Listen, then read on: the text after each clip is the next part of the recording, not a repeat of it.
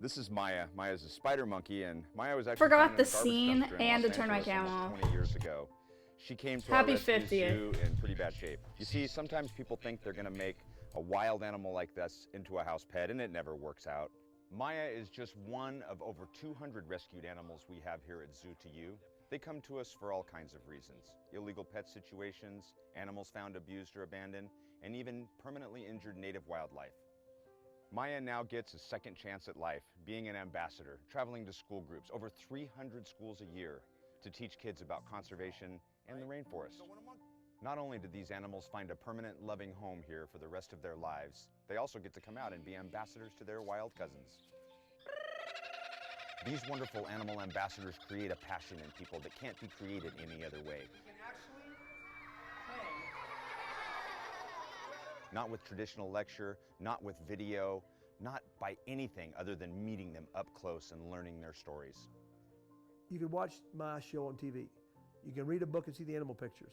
You can see the pictures on a wall of animals. You have a slideshow. All sorts of things you can see. One thing you can't do though is feel it. You have to feel it. You have to smell it. You have to sometimes touch it. What makes us unique here at Conservation Ambassadors is these animals don't just get stuck in a cage forever. They all get to come out. They get to go places to teach people and touch lives. Our unique ability to house and care for almost any species of animal has brought us some very unique critters over the years. This is a slow loris. You've probably never heard of one. Not many people have. They live high in the canopies of Southeast Asia and are rarely seen by humans. Here's the problem. They are so darn cute. Since people have discovered them, they have been exploited to the point where they are an endangered species. His reason for being here is simple: education. It's just as important for conservation as research or habitat protection or propagation. Besides providing a permanent loving home for all of these rescued animals, our mission is to educate learners of all ages about wildlife and wild places. We are now in our 25th year, and we have educated an entire generation. We just love what we do so much because we love reaching people. The greatest compliment you could ever have is, you know, David, you affected me so much at your place when I was little. It is so rewarding to meet people whose lives we touched over 2 decades ago become veterinarians, animal welfare officers, zoo professionals, and conservationists around the world. When people meet these animals up close, they fall in love with them, and love creates action. We're so lucky to be able to go back to the same schools year after year and see kids start projects like Pennies for the Rainforest or local area cleanup, cans for critter drives, all sorts of things to connect them with nature. You know, 80% of us are now living in urban areas and have no connection to nature. Our need for connection to nature is more important than ever. We all know virtual reality is replacing reality. We need to turn this around, and you can help us.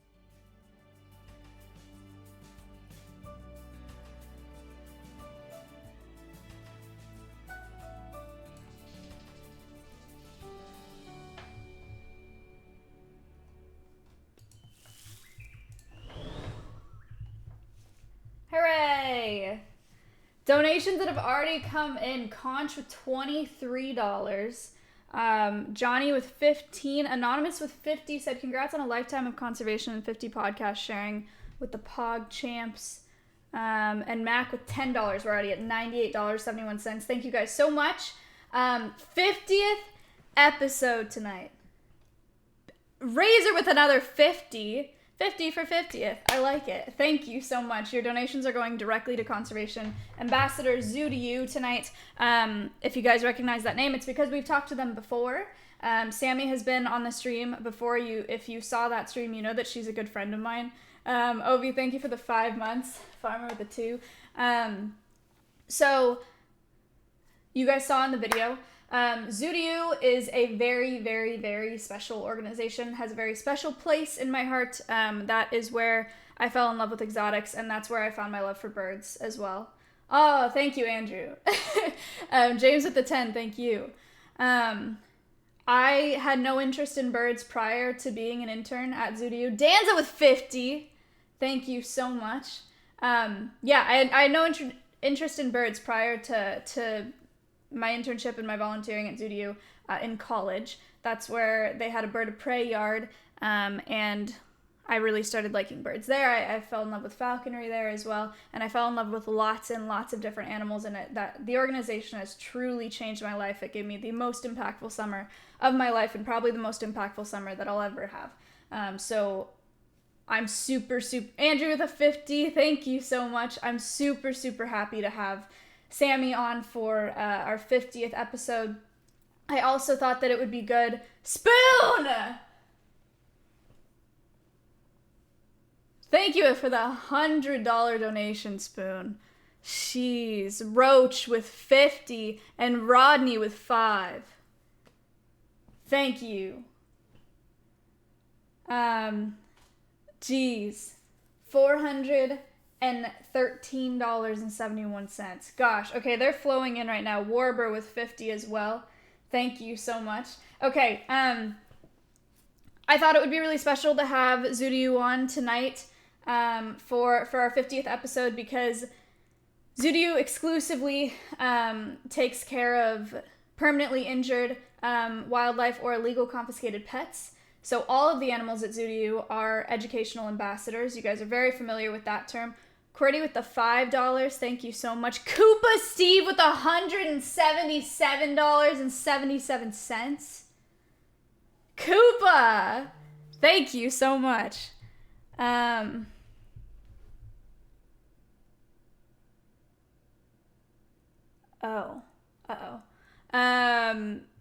SMK with $50. Monka, Tara with $50. Thank you, Tara. Jeez. Monkaroo with $100. This is insane. Monkaroo with $100. T-Bones with $50. Monkaroo, thank you for constantly donating to this podcast. It means a lot. T-Bones, thank you for the 50. I think y'all broke the... Or no. It's already collected them.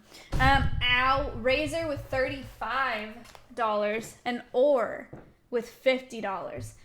Sammy just texted me and said she doesn't know how to add me on Discord, but we're already friends. Uh-oh.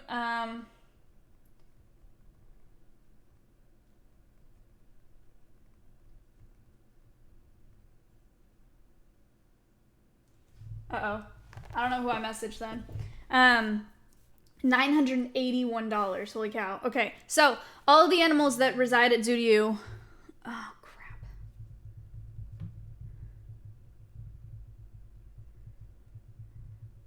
Are non-releasable educational ambassadors. I talk about that a lot on my stream. I talk about it on Instagram as well.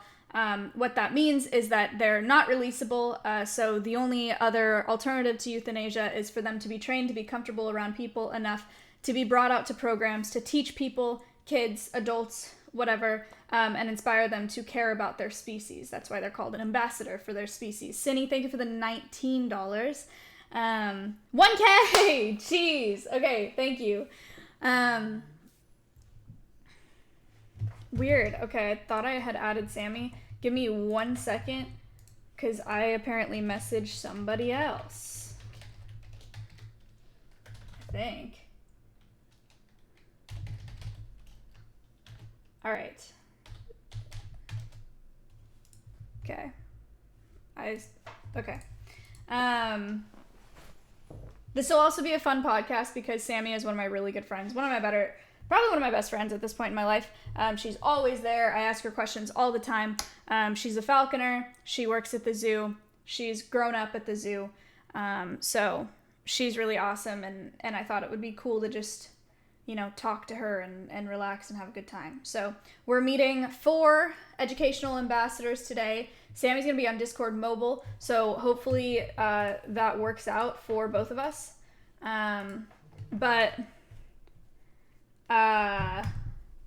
Falconer talk, yeah. So we'll meet some birds today for sure, but I won't spoil too much of it. Cal with 50. Thank you so much. And Space with 50. Thank you. All right. Without further ado, can anybody guess what this drink is? You should know if you've been around. That's right. It's Kool-Aid. Little shout out to Kool-Aid here. Thank you for supporting the streams the past few streams. This is my beverage of choice for the night. I'm very excited about it. Cherry is my favorite flavor. You can go to my Instagram story and swipe up if you'd like a link to get more. Matthew with the $10, Conch with $27.27. We're at $1,187.75. Again, going directly to Zoo to You today. We're gonna call in Sammy here and talk about Floppy with $100. We're gonna talk about where these donations are going specifically, and how it's gonna help the zoo, especially an organization that relies so heavily on doing public programs and going out with COVID. They've been hit pretty hard. So another organization that's really going to be benefiting from this podcast. Fujito, thank you for the $1,300. That's got to be a record. All right, I'm going to call Sammy. I will be back in just a few minutes. And by a few minutes, I mean probably 60 seconds. Thank you, guys.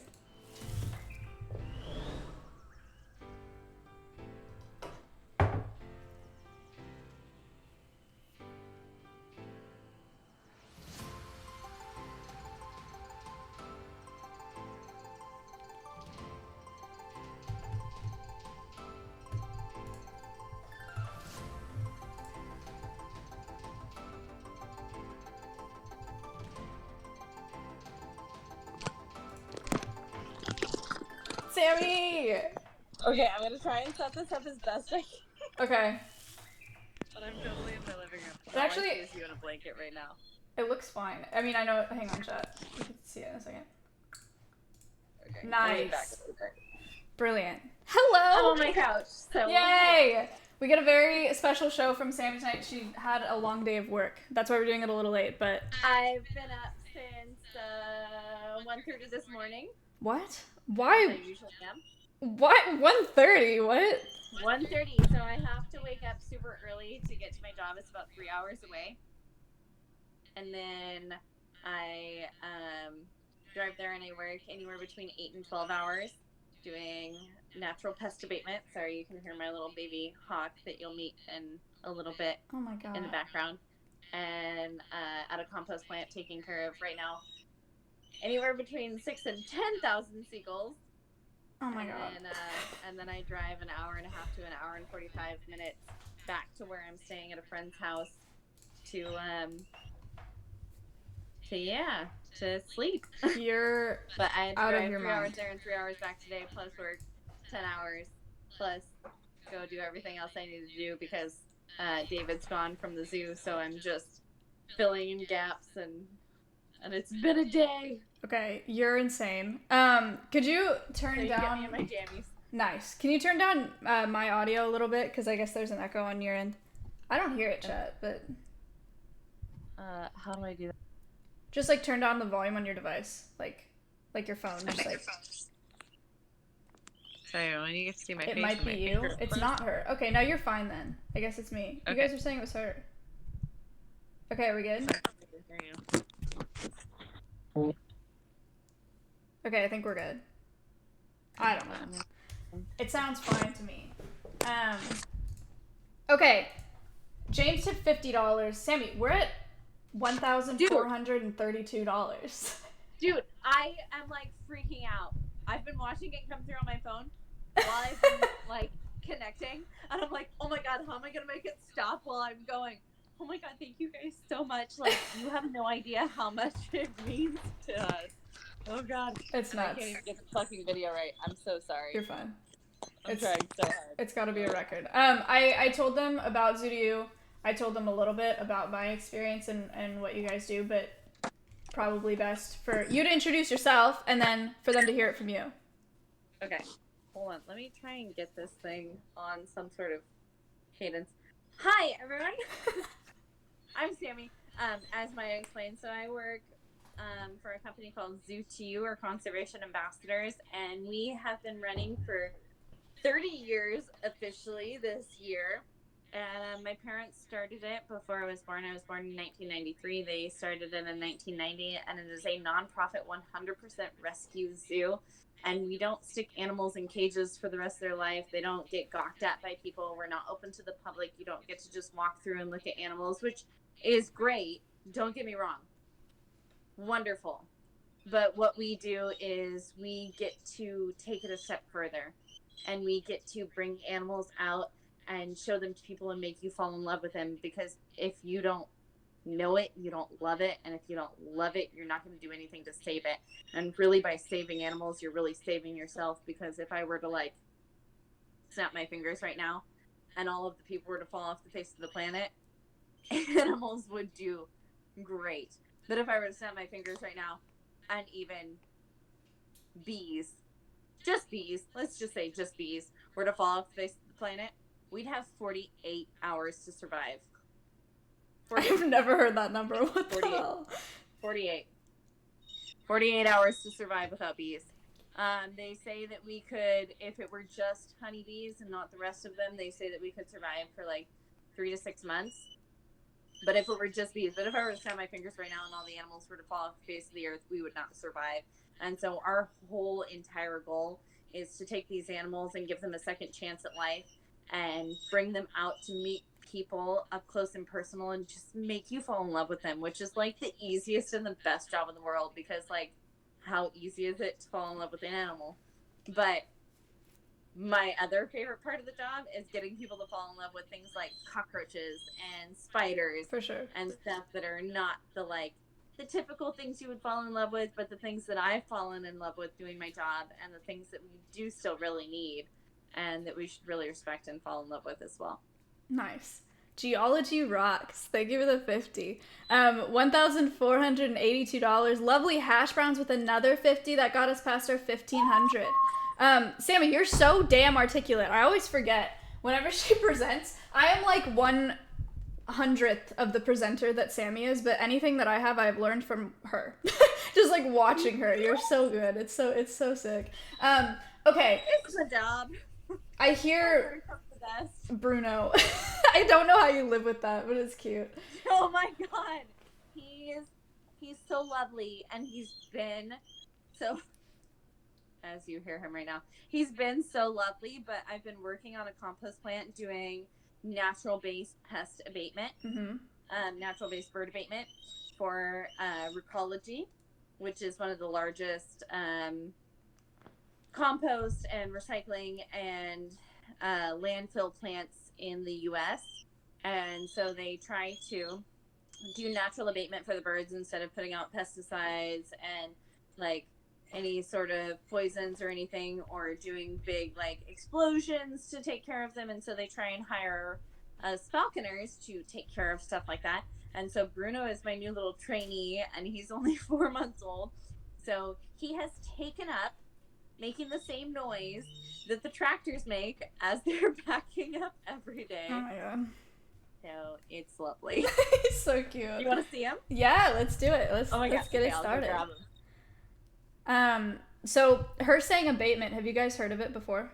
Have you guys heard of abatement? I think I've briefly talked about it on stream. Yes, no. Okay, so one of the big things, one of the many things that falconers do is abatement. So they're hired to go to places like Sammy was talking about, like Recology, to do pest control. So their birds, they train their birds to scare away pest birds like seagulls, pigeons. Oh my god. Bruno? Bruno! I've never seen him before. I'm sorry, everyone. You're good. I'm trying to balance this on my remote, too. Oh. Somebody. Look at those legs. Oh my gosh. Aren't they sexy? Also, chat, we usually don't swear on the podcast, but there's no stopping me and Sammy from swearing when we talk, so it's gonna happen. Don't worry about it. Yeah, sorry, everyone. You're good. Continue. Okay, so Bruno. So this is Bruno. We named him Bruno Mars. Okay, for a few reasons. We researched a bunch of different names, and me and my boyfriend finally landed on that name because we were listening to a bunch of songs while we were naming him, and the Bruno Mars song, I can't remember which song is it, but they're like Silky Smooth and Soft, or Silky Smooth and Snap. I feel like that's all of them. No, they literally say it, and he is literally the most cuddly, sweet. Dude, you're like a chicken. What the heck? I told you. Sammy, my bird. He is the weirdest. Like, okay, chat, everyone, this does not happen. You don't have a bird that's this nice just coming out of the chamber. Like, it doesn't happen like that. Nope, chill out. You don't have it, like, it doesn't happen like that. And he sits on the couch with me and my 3 big dogs and my little Chiweenie and my boyfriend and I, and just watches TV. And he just yells at me all day as long as I'm not petting him. Like, as long as I'm petting him and, like, loving him. I can't wrap my head around this. you, like, a chickening him. That's so crazy, dude. My bird would have my jugular. Health points with the 10, LX with 1, Tito with 20. Thank you guys so much. Okay. Literally, Ranger would kill me. Mm-hmm. And Ranger is my baby. Yeah. He's my baby. And I'll show you guys him in a minute. But I want to show you guys the difference in the immature feathers versus the mature feathers. So Bruno is a Harris hawk. And so you can see the, like, speckling and the spotting on his chest. Mm-hmm. He's a good boy. And then you can see, like, all this and this. It's like, no, you cannot.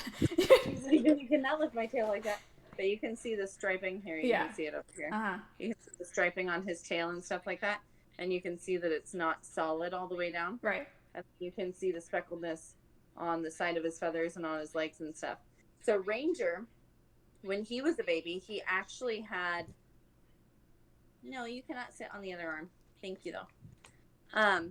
He actually had little heart-shaped spots on his butt feathers right here, and I miss them so much, but he grew out of them, and I cried.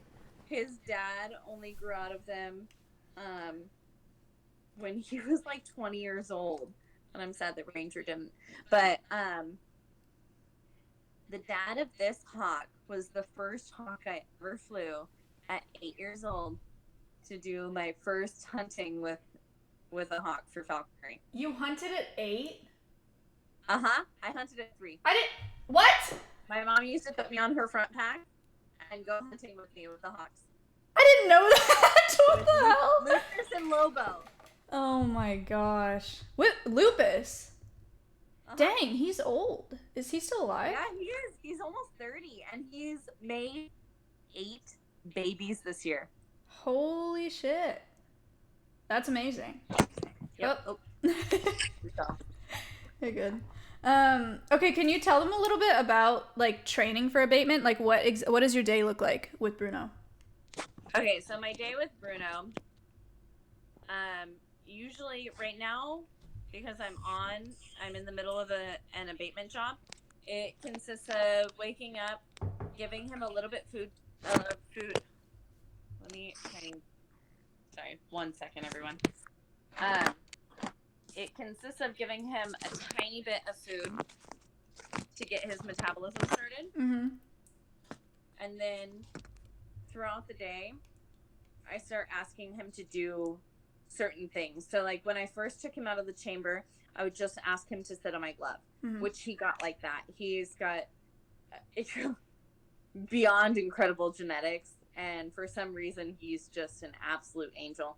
So he's been sitting on my glove since day 1. He's been recovering himself since day 2, which Maya, I'm sure you know what that means, and I don't know that you all do. Yeah, go ahead. But that means when he starts to fly off the glove, and he does what's called baiting, he flies off the glove, but then he brings himself back up, and I don't have to bring him up, which is something you do when you're an experienced bird. So he's been doing that, and then he started doing hop-ups, which is something that we do to build their muscle, their chest muscles right here. And that's where we feel how fat or skinny they are. We feel what's called their keel. Mm-hmm. Thank you. Thank you. I love you. We feel what's called their keel, and then we do what's called scoring. So if it's like this, it's a 1. If it's like this, it's a 2. If it's like this, it's a 3, 4, 5 is flat. That's where you can't feel their keel anymore, and they're really fat. Mm-hmm. And they have no motivation to fly or eat or anything. And they have no muscle tone, which is super important. So we're basically like Olympic athlete trainers for these birds. So we need to keep them in shape. We need to keep them doing their jump ups. We need to keep them doing their flights. So I just teach him that everything good comes from me, and that I'm always safety. Mm-hmm. And pick at my hands. Gentle. You can feed him. Very nice. Oh no, he's so the sweetest. So we just train them that everything good comes from us and that they can trust us and that we're never going to put them in a bad situation. We're never going to let them down. We're always going to make sure that they have enough food. We're never going to withhold food from them. If they don't do what we want them to that day, I'm not going to not feed him. I always feed them in the morning and let them get their metabolism going, let them have a little food, have a little energy, and then I ask them to do what they would naturally do in the wild also. So that's what we've been doing so far. Didn't you say you got A to B's with this one on day what? 5? Oh my gosh. Isn't that crazy? When did you start free flying him? I have not free flown him yet. Okay. I'm paranoid. Yeah, no, I And don't even want I've only been at Recology, so there's a ton of tractors around and there's a ton of machines around and there's all sorts of stuff, so I don't want to free fly him yet. Fist of And Eden I just wanna tipped get my new GPS $300. Sorry. What? Fist of Eden just tipped $300. Yeah. $1,863. Yeah, I don't even, let's not talk about free flying because it's going to stress me out also. So, okay, guys, if you're just getting here, this is Sammy from Zoo to You Conservation Ambassador. She's here with Bruno Mars, the Harris Hawk. Zoo to You does, or all the animals at Zoo to You are non-releasable educational ambassadors, either because they're permanently injured or illegally confiscated pets. So that is who we're raising money for today. It's going directly to them. He's so cute. Isn't he so cute? Yeah, it's ridiculous. Maya, I'm so in love. I'm so glad. How long have you got him for? 2 weeks. Holy, what? Yeah, 2 weeks. Oh my gosh. That's crazy. Chat, for reference, I've had Orion for 2 weeks. Okay, wait, that was a previously trained bird. True. And that's a falcon, so that doesn't count. True. Falcons are so much harder. So weird, but I did get my Harris first... Hawks are like the puppy dogs of all hawks and falcons. Yeah. Monka, thank you for the 50. Sammy, I got my first, like, flight. I have air quotations right now today. But not just a jump up. I can't even see you. All I can see is just your... I know, that's why I described the air quotations. No, I got, like, the length of his leash. A little, like, 4 or 5 times today. So I'm starting with the lure tomorrow.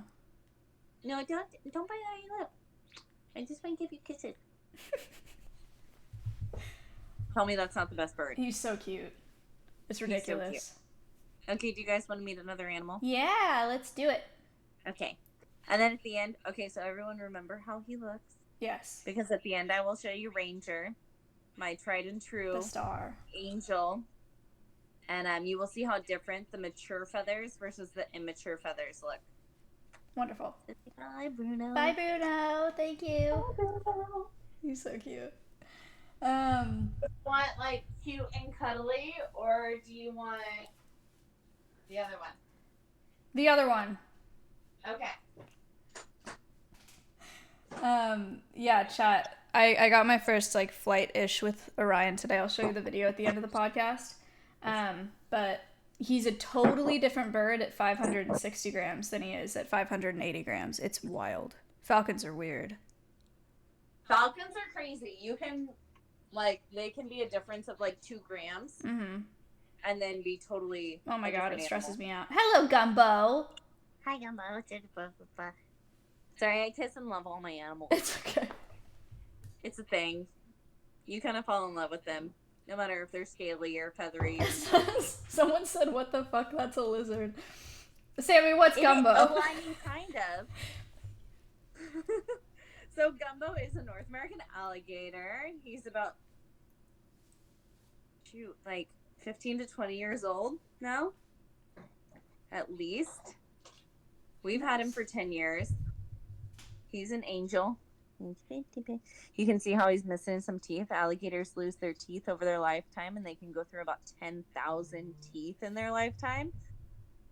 So they drop down, for all you like 90s babies, they drop down like those pencils that you used to take the one piece of lead and you used to put it in the top, and then the next one would drop down, and you couldn't drop it down unless the piece of lead before was in it. Yeah. Yeah. So Raptor with $10, Knight with 5, Wana with 3. Thank you so much.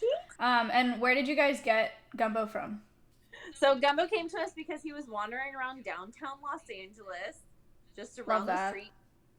And what happens is these guys, alligators, snapping turtles, and tigers, end up being one of the most confiscated animals for drug dealers. Snapping turtles for what? All of these animals. You are climbing around so much. Earth, thank you for the 20.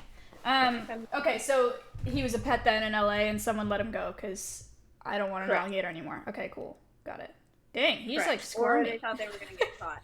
Where are you going? Never seen him move that you'll much. notice that he's just like walking. He's obviously not distressed. He's not opening his mouth. He's not like hissing or anything like that. He's just wanting to walk around because it's nice and warm in my house. Yeah. And he feels like he should be wandering around. But you shouldn't, monsieur. He's got places to be. You're not getting in a bathtub in my house. Oh, there we go. Oh, can you tell us the conservation story of American alligators? It's one of my favorite ones ever. Oh my god, yes. Okay. So, alligators are one of the biggest success stories and one of the only success stories we have in conservation. We have very few success stories in conservation. We're building that up greatly right now with somebody that Maya has interviewed before. He's from San Diego. John, no. I don't actually know who you're talking about. What are you doing? Oh, Ben Novak. Novak. Yeah, Revive and Restore. He's brilliant. So she's done a conservation cast with Ben Novak, who has been helping with like passenger pigeons and all sorts of stuff with like genetic remodeling of species that have already gone extinct. Mm-hmm. But this is one that we didn't let go extinct and we brought back, and it's one of the greatest success stories that we have. So alligators are what's called a keystone species, and that means that species is so important to the environment. Not necessarily that it's an apex predator. If you guys know what that means it's at the top of the food chain. So like mountain lions, alligators, wolves are all apex predators. Yes. That means they're at the top of the food chain. They eat the other animals. Nothing eats them. Mm-hmm. But a keystone species means that it is so important to that circle of life, to that ecosystem, that ecosystem cannot live without it. So not only was this an apex predator, but it was also a keystone species. So we started hunting these guys for their leather, for their belly skin, for boots and belts and purses and handbags and all that sort of stuff. And we hunted them to the brink of extinction. Now, when we did that, we didn't realize what we were doing. We hunted them to the brink of extinction. And what happened then was something that we didn't foresee. And here in America, we are really good at messing things up, but we are really good at bringing them back around as well. So we hunted them to the brink of extinction. There were almost none left. We saw land eroding. We saw whole herds of deer with snotty noses and 5 legs that we had to go out and euthanize. Right. Sorry. And the reason for that, chat, being that alligators or apex predators picking off the weak ones so that they're all breeding. So apex predators, what they do, and any sort of predator, they don't take out the young and the strong animals. They take out the old, the weak, and the sick. They take out the ones that you don't want perpetuating in the group. So they take out the ones that get fallen behind. They take out the ones that don't stay with the herd. So when you have a sick animal that's no longer being taken out by the predator, then it perpetuates in the herd and it makes the entire herd sick. And we kind of know what's going on here. Like, it's no selection. No selection, yeah. So when these guys got taken away, those all didn't get taken away. They didn't get weeded out. And then what happened is it was an overpopulation of these animals that overate the grass. And then the grass causes the hills to erode. And these guys create the estuaries. And the estuaries are what creates the hydrologic cycle. So the water comes down, the water passes through everything. It goes into the estuaries, into the streams and the rivers, and then it goes and the sun beats down on it. The algae oxygenates it. The sun cooks out all the everything, and then it goes back to the ocean, and then it goes back up into the sky. So when that doesn't happen, you don't have that hydrologic cycle anymore, and then you get rivers that are on fire because they are so polluted.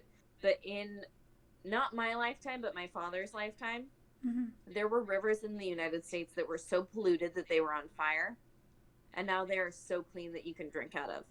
And we have more alligators in the United States than we know what to do with, and now we actually have to make sure that we regulate them. Mm-hmm.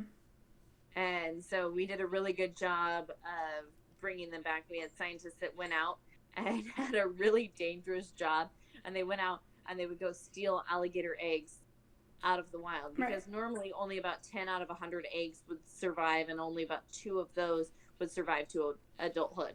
So we would take those 100 eggs, we'd put them into incubators, and the way we did this, the way we funded this project to bring alligators back into the wild, was not a very savory way.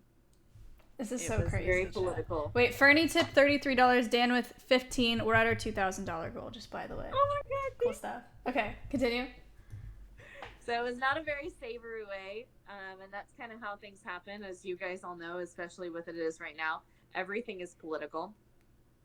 But what happened was the people that were using alligators for boots and belts and handbags, and using alligator skin for stuff and alligator meat for stuff, they were the ones that funded us saving the alligators.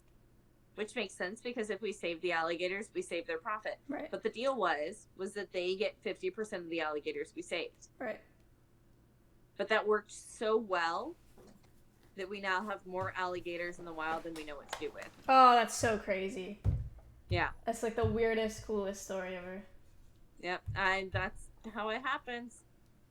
And it's a little scary and a little sad, but it's also really happy, because, you know, we did it anyways. And we had these people that were dedicated to doing it and dedicated to saving them. And we made the course of rivers change, and now we have little buddies like him. Hooray! But Harry, so this is the belly skin we Mm-hmm. It's very I soft. call this a chat. built-in slip and slide. It's like silky. Oh, it's Soft. so It's smooth. nice. Yeah.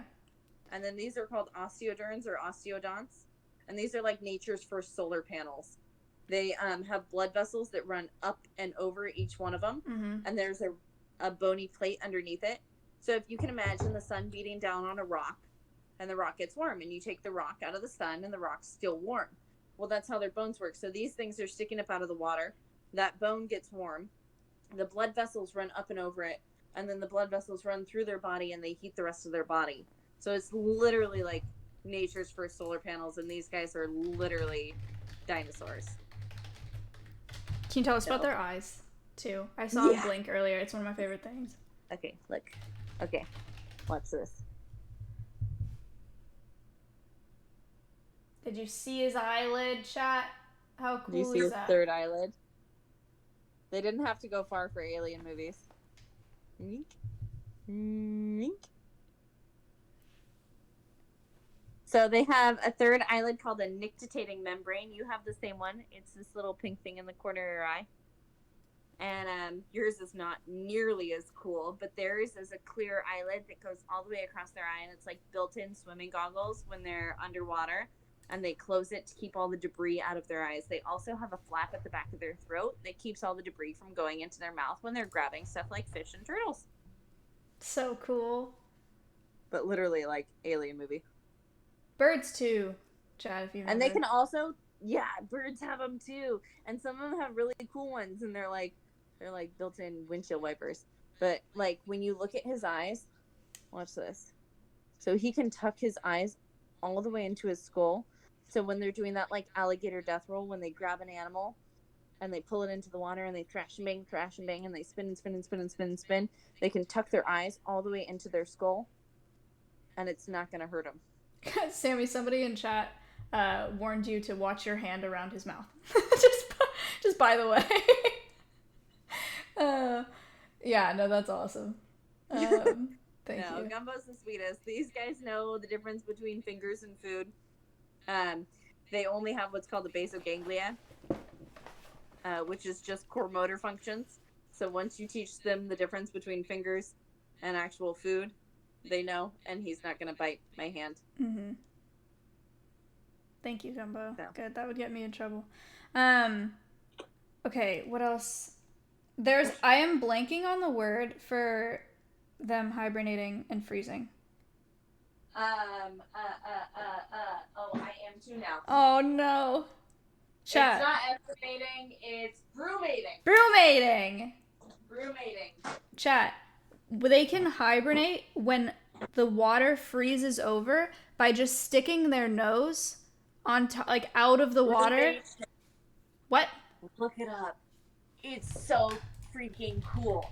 They can freeze so solid in the water that their heartbeat only has to beat once a day, and they only have to breathe one, or their heartbeat only has to beat once an hour, and they only have to breathe once a day. Chat, look at That's this. incredible. Look at this. Water. Okay, that's not a good picture. Water literally freezes. Their nose sticks out of the water so they can breathe, but they are frozen under the water. These things are dinosaurs. I mean, they're amazing. Look at this. It's so cool. All right, what's up, It's Disco? so amazing. Hi. It's amazing, and I've never, ever before in my life seen articles about it until literally last year, which is just mind-blowing to me. So cool. I've never been able to see actual pictures of alligators brumating in the water, and I love it. So Like, cool. I get more excited about nature than most people do. Like, my job never gets any less exciting. You have more enthusiasm than I think anyone I've worked with. But that's where I got mine. So thank you. Okay, who's this? So this is Disco. Or Forrest, Disco. depending on who you ask. So he's our old man. Oh, I'm sorry, he has red eyes. But this is Disco. He's a gray fox. And these guys are what you would normally see native to California or United States in general. Red foxes are not native. These guys are. Red foxes are a non-native species, and they are considered one of the most highly invasive species in the entire world because they can survive in almost any climate. So you see them everywhere, and they're everywhere because of fox hunting back in the early 1900s and the late 1800s. And they're taking over the habitat of these guys. Yeah. And where'd you guys get Disco? He looks like a little demon. He does. So Disco came to us from somebody who thought his mom had abandoned him, which when that happens, when you see a baby animal or several baby animals in one area, what usually happens is that those animals, their mom is laying in wait somewhere else, and she's like, oh my God, please don't see me, please don't see me, please don't take my babies, please don't take my babies. So typically, if you leave them alone, you can wait for the mom to come back, and the mom will come back and retrieve her babies. She's just scared of the people. Tell them, Sammy. Oh my gosh. But, yeah. But what happened with him was the person brought him into their house, and they tried to make him into a pet, and then a few months later they realized that he was not a pet, and that even though he kind of acted like a dog cat type thing, that he is not, and he started to actually act like a fox. And weird. I know, crazy. And he stinks worse than a skunk right now, just so everyone knows. Yeah. He smells way worse than a skunk. Way worse. And he's so gonna pee on my couch cushions right now, and it's gonna be great. Yay, Disco. Oh, yep, he just peed on Yay! I'm so sorry. Oh my God. In good news, Doomer tipped $6. So we're at $2,006. Thank you. Good job, You Disco. guys can see Nice. their big fluffy tails. So Disco is actually 12 years old, which is, oh, I know. Oh, the dogs are scratching at the door. Uh-oh. Oh, scary. These guys are super aloof. They're super scared of everything, even though we've had him for 12 years and he's one of the best foxes we've ever had. He is still very much in his natural state, and he very much acts like a fox. He marks on everything. He pees on all his food. He pees on everything he sees, and it's, like I said, stinkier than a skunk right now. He's peeing and rubbing on my floor. See, I really appreciate seeing this though, because foxes, I've seen lots of Instagram accounts and social media accounts with pet foxes, and everyone's like, foxes are so cute and they think they're so cool. And that's what leads so people. Cute, They are. They are so cool, but they absolutely act like wild animals. It's and a great they pee on example. everything, and they stink in general. Mm-hmm. It's not just that they stink. Oh my god, you're literally peeing. My boyfriend's gonna murder me when I get home. I'm gonna have to clean the house before he gets home. Good thing he doesn't get off until like 1 a.m. Nice. Your guys' hours are nuts. Our hours are very opposite. He was still up this morning when I was driving to work at 4 a.m. So. Okay, you're nuts. Yeah. So we were talking. Just go, please, no, please don't, no, come here, come, no, can you? Anyway, come here? Chad, this is a good example for why they're really cute, but you don't want one of these in your home.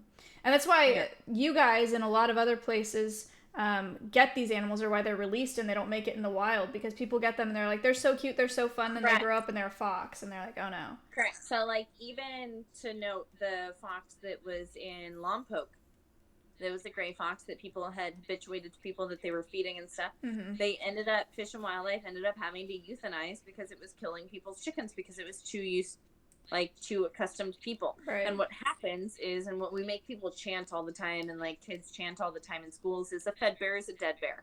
Mm-hmm. Because when you habituate an animal to people, it's not a problem for the people, but it's always a problem for the animal. Mm-hmm. And it always causes them to be a problem animal. Especially the big ones, the carnivores. Yep. Yeah. You see this all the time with bears and mountain lions. You see like mountain lion sighting, and it's always in a mountainside community. And then that mountain lion either has to get euthanized or relocated. And it's because people habituated them too much. Mm-hmm. And so like I said, it's never a problem for the animal. It's always a problem, or it's never a problem for the people. It's always a problem for the animal. Right. And it's just because we strive and we long so much to make these animals friends with us when we really shouldn't, because you don't want that. Right. And like, even though he is friends with me, he still catches his own food inside his enclosure every day. He uses his kibble and his fruits and stuff, and he sets them on the very edge of his enclosure and like makes these little rows of them right outside his enclosure. He'll push some out, and then he'll push some right inside, and then he'll push some even closer than that to lure in squirrels and pigeons and things. And as soon as they come right inside his enclosure, he catches them. He catches at least a squirrel or a pigeon or something every single day. Killer. It's crazy. And he's been in captivity since he was 4 months old. How old is he now? He's 12. Oh, jeez. He's way too old. He's way older than his life expectancy. Their life expectancy is about 10 years old. He looks good. He looks great. How is Nick, the red fox? Nick is so good. So Nick has his new friend. Oh, yeah. Who was staying at my house for a long time. Yeah. I was training. And he's doing great too. So he's a red fox that is colored differently. He's black and look at my disco. He's black and white and gray, and he's still a red fox, but he's a color morph called a silver fox, like George Clooney.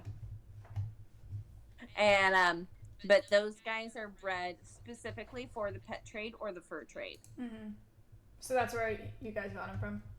Mm-hmm. Yeah, he came from the pet trade. I'm glad they're friends. Oh my god, they have so much fun together. They That's just so run good. around in circles and circles and circles and circles and circles and chase each other. And Anna the coyote.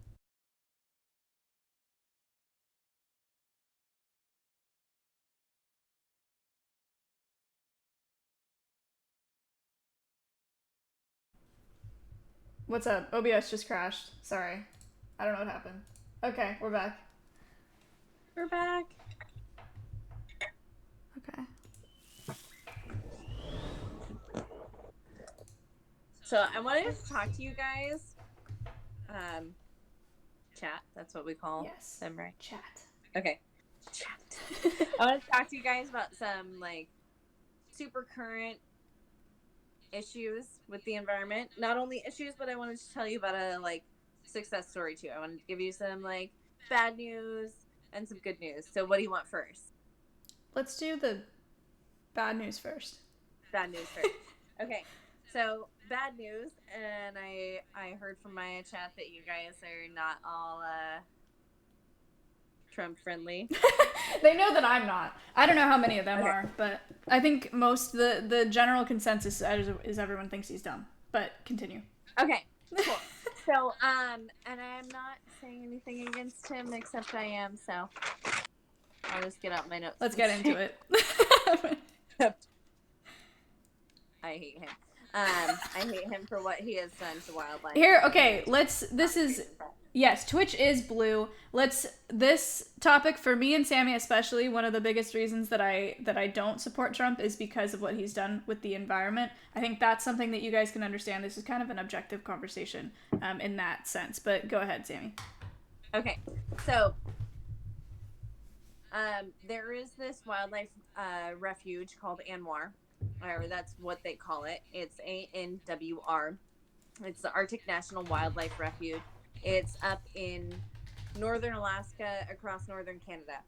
Now, in ANWR, there is a huge oil field. And for like 40 or 50 years, they've been trying to mine it. But here's the thing. I mean, obviously, we don't like that in general. Anyways, it's a fossil fuel, and we're going to run out of it. So why mine it when we're just going to run out of it, and it's not going to help the environment in any way, and it's not sustainable, and it's not going to it's just going to run out and deplete, and then we're done with it, and then it's going to affect so many other things. So here's what has been the issue and the defining factor of people mining with ANWR is that there is a herd of reindeer. I mean, there's tons of different herds that migrate through this place, and there's tons of different things that migrate through this area. But there is this specific herd of reindeer called the mosquito herd of reindeer. It is the largest migration in the entire world. Largest in the entire world. You guys have all heard of the Great Migration in Africa. That is not the largest in the world. The largest migration of any animal in the entire world, of any group of animals in the entire world, happens right here in North America. Right here. And it's called the mosquito herd of reindeer. The reindeer migrate from northern West Alaska. And the reason they're called the mosquito herd is because what happens, they're on this specific river called the Mosquito River. I know. Nice. It's called the Mosquito River, but what happens is what starts the migration is there are so many mosquitoes on the river at the beginning of summer that it actually causes the reindeer to start their migration through to eastern Canada. What a nightmare. To the other side of Canada and then all the way back. There's billions of mosquitoes, so they call them the mosquito herd. Now, with that, reindeer cause all sorts of I don't even know how to address this. They do so much for the environment. They not only carry different seeds and stuff, as well as spread seeds. They churn the soil, just like the bison in America that we've been re-releasing, and the buffalo and all that stuff, because they eat the stuff and they churn the soil and they respread the seeds. So the reindeer do that, and reindeer eat mostly only lichen. And for a 1,200-pound animal It's a lot to of lichen. only eat this tiny little piece of grass all the time is kind of crazy. That grows only through the snow.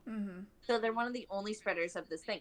Now, when they're making their migration like this through Canada, through Alaska and Canada, there are different species of microfauna, obviously, like the lichen and stuff like that they're spreading throughout, and they're keeping alive, and they're spreading for other species like snow hare and butterflies. And there's actually a type of caterpillar that takes 12 years to become a butterfly.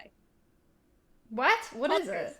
12 years to become a butterfly. I don't remember. I was just watching a TED Talk, and then I was researching it more the other day. There's this caterpillar that takes 12 years because it freezes so often that it curls up into a ball and it freezes, and it takes 12 years to make metamorphosis. Yeah. It's dependent on those reindeer coming through and bringing that lichen through and all those other plants through to be able to eat on during the only warm months. Okay. while it's metamorphosizing. Neat. Crazy. Yeah. Crazy. But like everything from microfauna to the megafauna, there are certain families of polar bear that are stationed along the migration path and have been generationally for over 400 years that are dependent on those reindeer migrating through that path. Mm-hmm. So if we were to even change that path a little bit, we would not only see microfauna, megafauna, but certain groups of people go extinct. Wait, why? Because of oil mining, Oh. which is only a temporary thing. There are certain tribes of people that live in that path for the reindeer. Yeah. To be able to eat them during certain times of the year while they're migrating through. Jeez. So the Trump administration currently is trying to push that through as fast as they can. Right. And I almost used a cuss word, but I didn't. I was trying not to. They're trying to push it through as fast as they fucking can. Right. Which is fucked up. Sorry, not sorry, everyone. It is fucked up. So that the Biden administration cannot do that. The other thing that they're trying to push through right now is the Tongass Forest, which they are trying to open for mining, logging, and drilling. And they're rushing that through with the Trump administration as well. Mm-hmm. And because it, like, Biden can change it, but he cannot cancel it. Right. So if they pass it through, he cannot cancel it, and it will take him a year to 2 to 3 years to change it. And as far as like Anwar is concerned, and the guys, the largest migration in the entire world, and we're talking 10,000 different species that would either become endangered or extinct in less than 6 months with this going through. Mm-hmm. And they're trying to push it through in like a month or two. I'm hoping, to whatever you believe in, that it doesn't go through and that they don't get that. And I really think that they won't, because they haven't in the last 20 years gotten that to go through. Mm-hmm. So I'm crossing my fingers and hoping they won't. And one of the first things Biden said he's going to do when he's in office, he said the first day he's going to re-sign the Paris Accord, which is big, if any of you know what that is.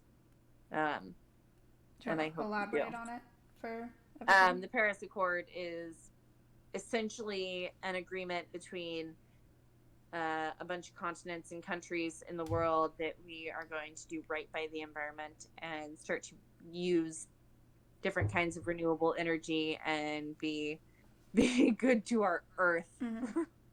that we live on. Sweet. Gabe, thank you for the $20. Sluz with 100, Danny with 18, 47, James with 15, Anonymous with $1, Hero with $3. So that's $2,164.58. Oh my god, thank you guys. Sammy, I never do this with other guests, but I have to pee more than I've ever had to pee in my life. Can you just talk to them for... Okay, I'll be back. I'm so sorry. No, you're fine. Okay, so I'll give you guys the good news now. So there is this, and I wish I could see your guys' comments, chat. I'm really sorry that I can't. All I can see is Maya with her head in a blanket like this. And I apologize. But, so the good news is that we're doing a lot to help. I mean, aside from Trump doing everything, and aside from like what we've undone and stuff like that, we are still making progress. We are still doing good things. And if you ever get to look at the TED Talk video of de-evolution, watch it. It will make you cry happy tears. We are in the age of de-extinction.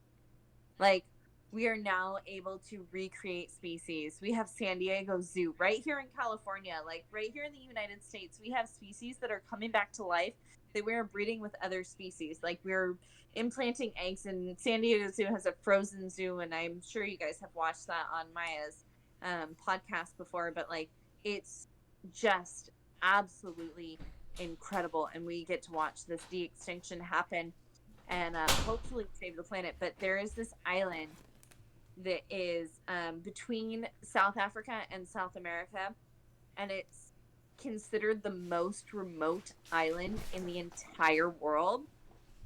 And they just got granted protection of 270,000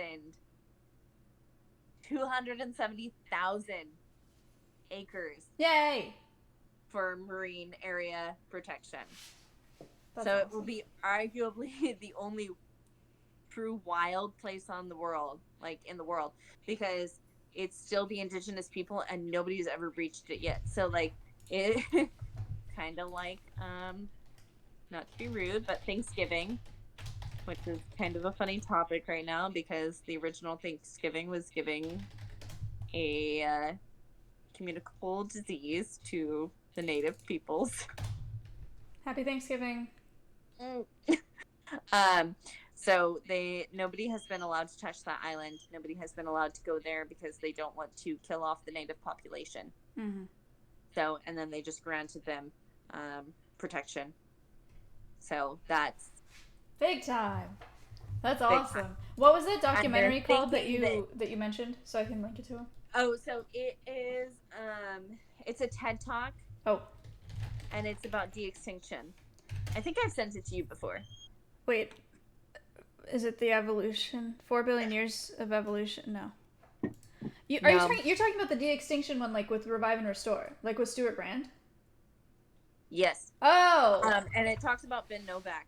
Yeah. We can watch that, chat. We had Revive and Restore, Stuart Brand. Revive and Restore is the book he wrote, isn't it? It's his organization. It's a whole organization, but Stuart Brand founded it, and he did a TED Talk. We can watch it on stream sometime. But Ben Novak is the one that we talked to.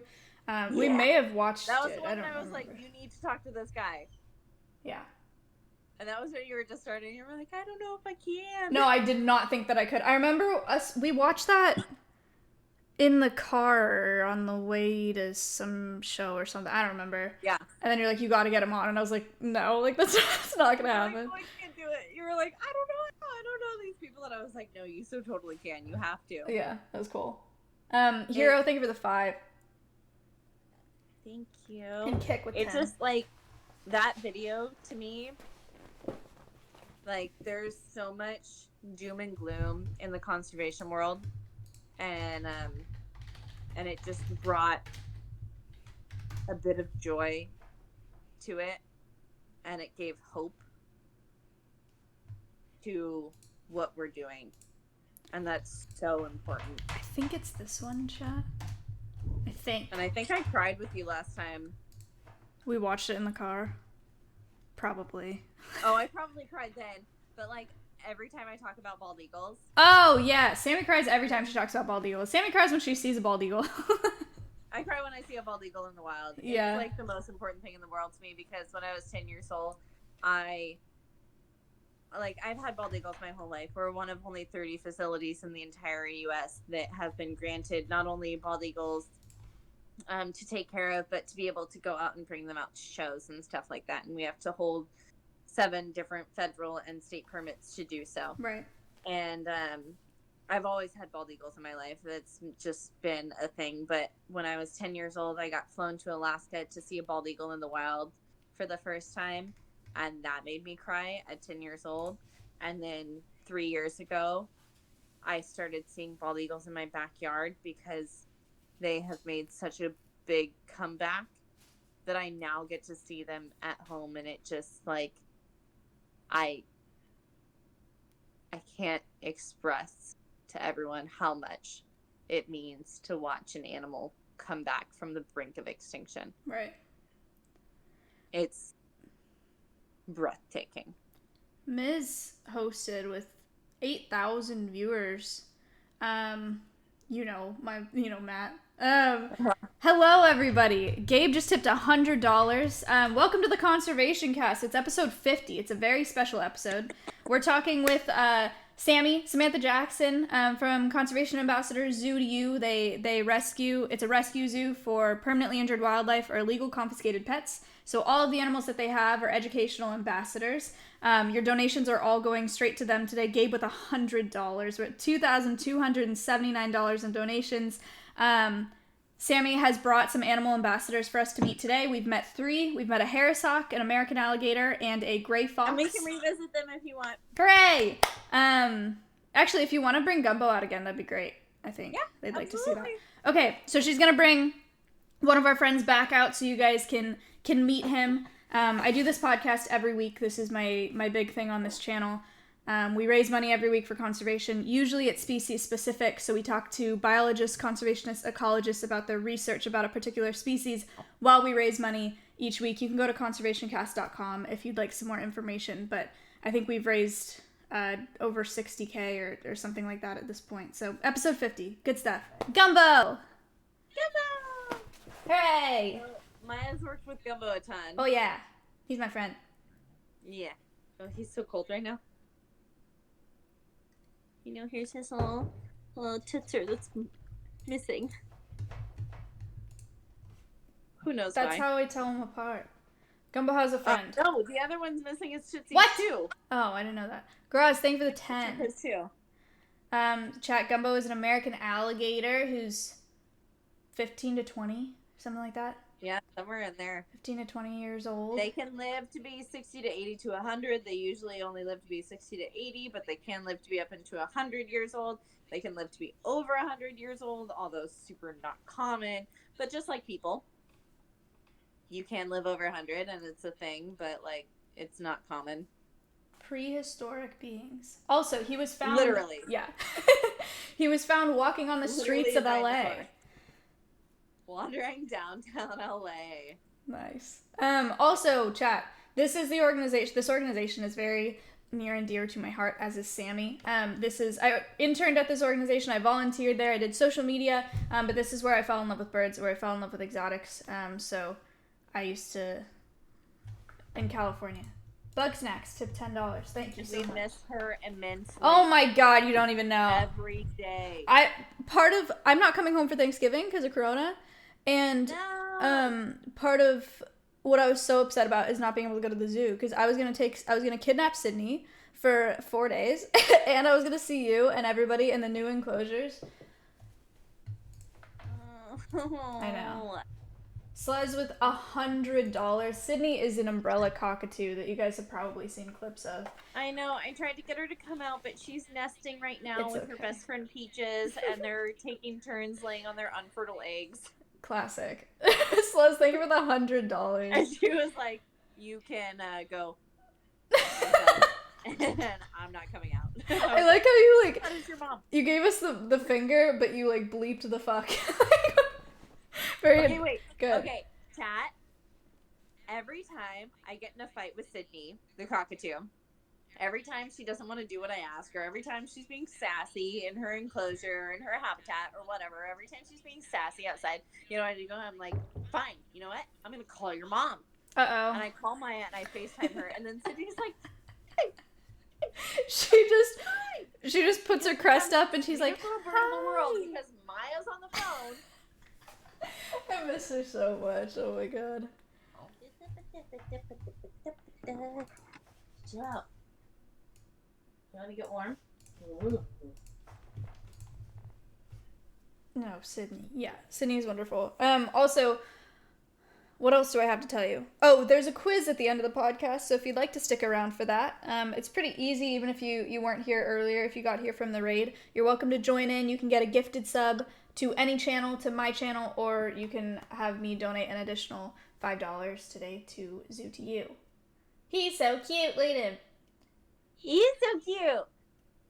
He's the only living dinosaur. These guys lived literally when T-Rex was walking the earth. They're almost exactly the same as then.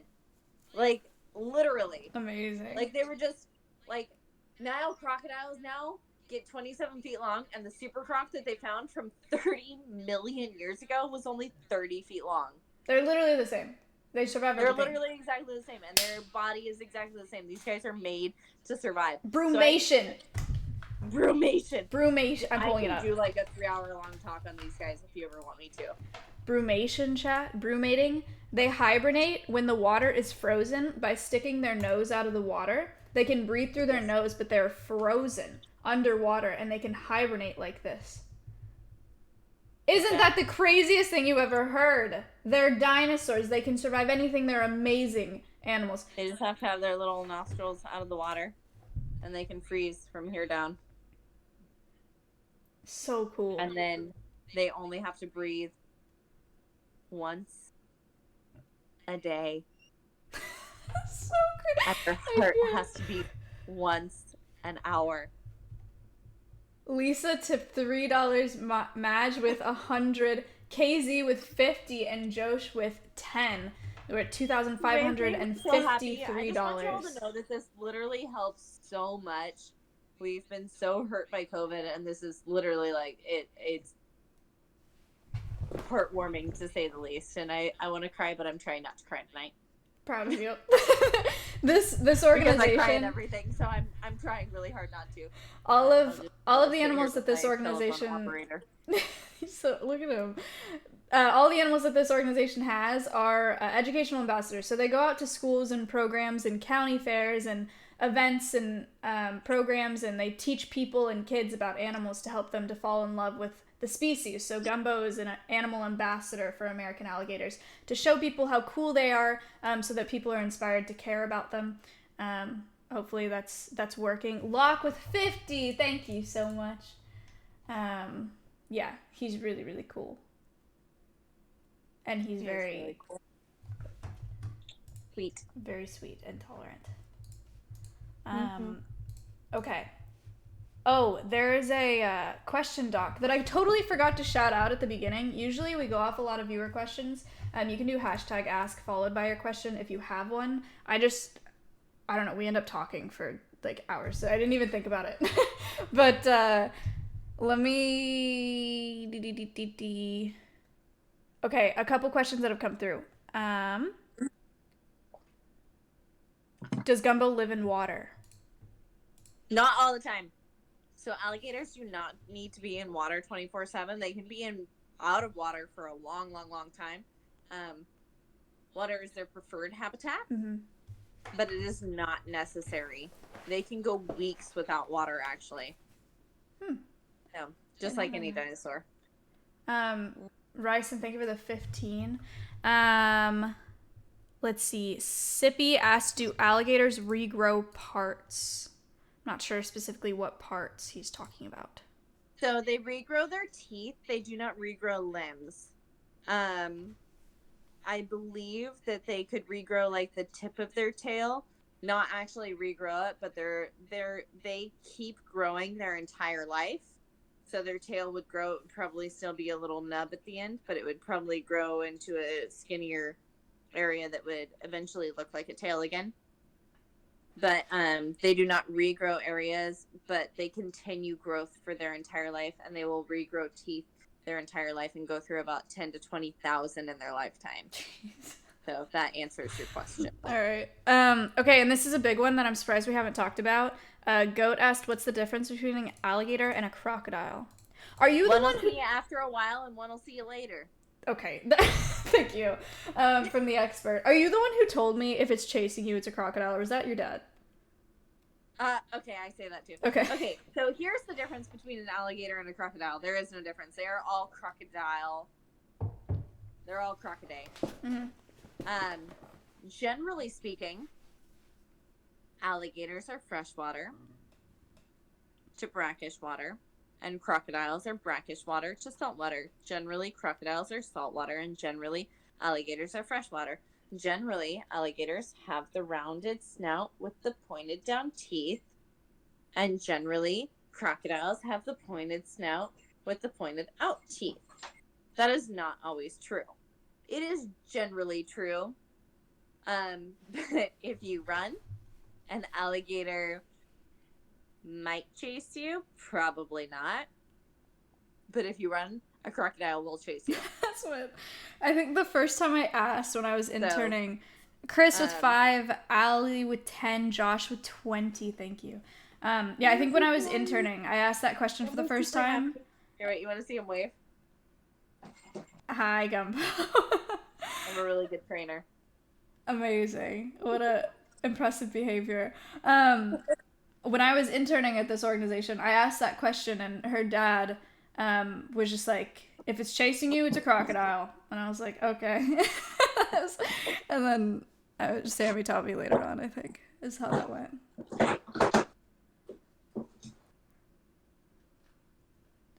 Smelly asked, were you scared of animals when we were younger?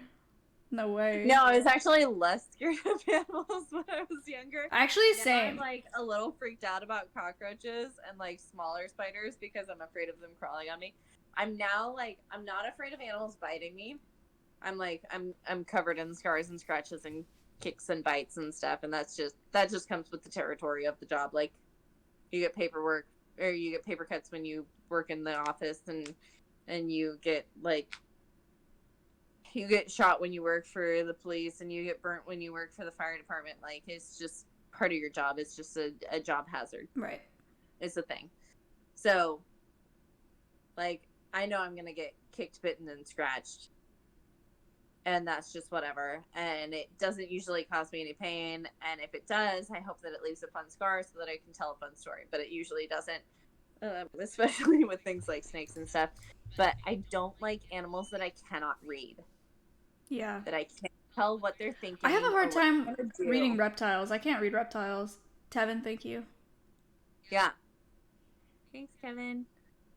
Yeah, Tofa Yeah. asked, what's the most difficult ambassador to work with? Like, well, actually, overall in your lifetime, and then, like, currently at the zoo. Oh, shoot. Okay. Overall in my lifetime, the most difficult ambassador to work with. Mine's Kayla. Yeah. You're not scared. This is, I'll show you what she is. My father is the most difficult, the Homo sapien, Yes. most difficult ambassador to work with. Okay, fair. That's fair. This is what Kayla is, chat. Dude, we were cool for so long. So I'm totally, like, I tell people all the time, I'm totally against primates. Like, I mean, I don't, okay, I said that wrong. I love primates. Yeah, just not your thing. But, like, not my thing. Yeah, no, same.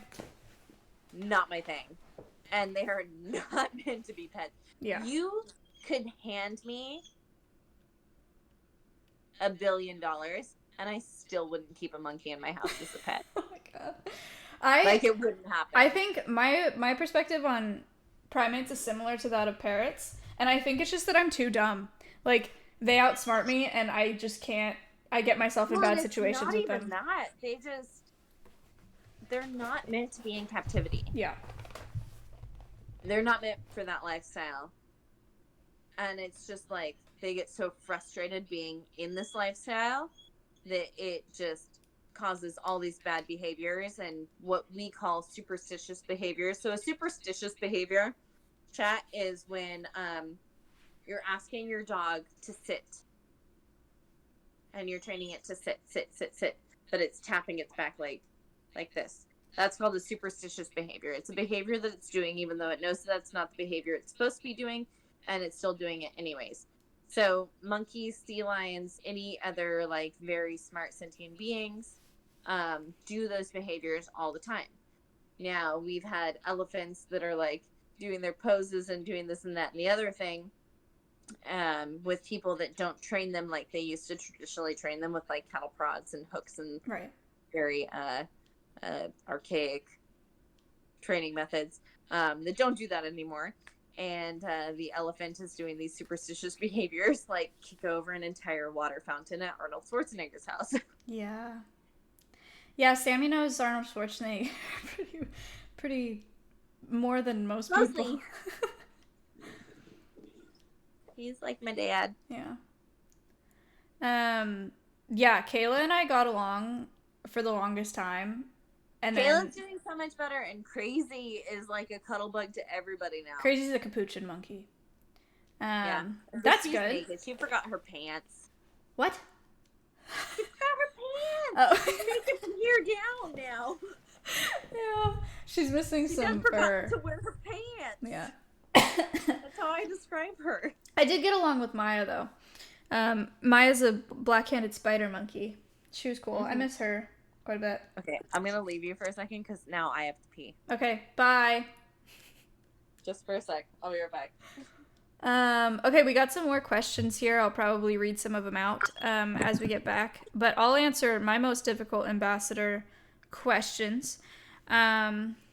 Goodbye. My currently the most difficult ambassador that I work with.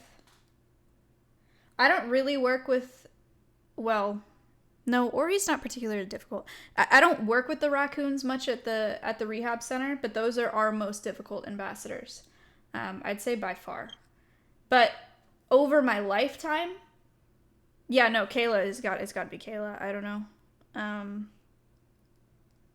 And I never even did free contact with Kayla. I was always protected contact outside of the enclosure, because she would probably rock my shit if I was working her free contact. This is the monkey that grabbed my ponytail and pulled me to the ground from inside her enclosure. She's ripped out chunks of my hair. She's stolen my knife. She's no joke. But she's really cool. Super, super smart. What's up, Russell? No. What ambassador has been difficult that I've worked with free contact?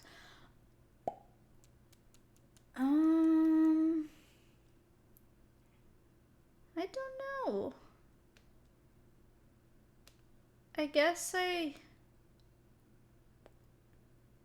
don't know. I guess the lemurs can be kind of a lot, but not really. Yeah, there is a tiger at the zoo, but she was always obviously protected contact. She's super lovely. I'm not really a big cat person, though. Can you explain pre-contact? Oh, free contact, as in like how you interact with your dog, as opposed to protected contact, where there's something in between you two. Hero, thank you for the 477. Welcome back. Hi. What's the easiest ambassador that you've ever worked with? Like an opossum, probably. Right? I don't know. What's easier than an opossum? Like a blue-tongued skink. Yeah, I mean, like, reptiles are definitely super easy. They just have basic ganglia, like I was talking about with the alligator. So they're super, super easy to work with because it's just literally core motor function. So training them. So in the middle of your brain, to explain to everybody, is your basal ganglia. Your basal ganglia retains all of your core motor functions, and that is like breathing, talking, eating, riding a bicycle. If you've ridden a bicycle and you learned how to ride a bicycle, and then you pick up a bicycle like 10 years later and you still know how to ride a bike, that's because it got stored in your basal ganglia. So basically what happens is when you do something between 99 and 109 times, it gets stored in your basal ganglia. So when you eat, talk, walk, ride a bicycle, ride a skateboard, whatever you're doing, it gets stored in your basal ganglia. So reptiles, and they call it the reptilian brain, is just the basal ganglia. So it's smooth. Your basal ganglia is super, super, super smooth. And that's how we define the different brain functions of different animals and different species. And what happens is when evolution starts to happen, and I'm sorry if y'all don't believe in that. Oh, please. Go ahead. Just okay. Go ahead. No. Not here. So what happens when evolution happens is your brain starts to get more of these ridges in it. And you start to get your frontal cortex and all sorts of stuff. And you start to get a more rigid brain. And it looks like our brain now. And it's got all these ridges and creases in it and stuff like that. And that means your brain's more developed. Koalas still have a smooth brain. Yeah. They're not a smart being. That is why they sleep for 22 hours a day out of 24. Yeah. But reptiles have just the basal ganglia, so they're super easy to train. They're super easy to work with. They're, in my opinion, they're a super good first pet for children.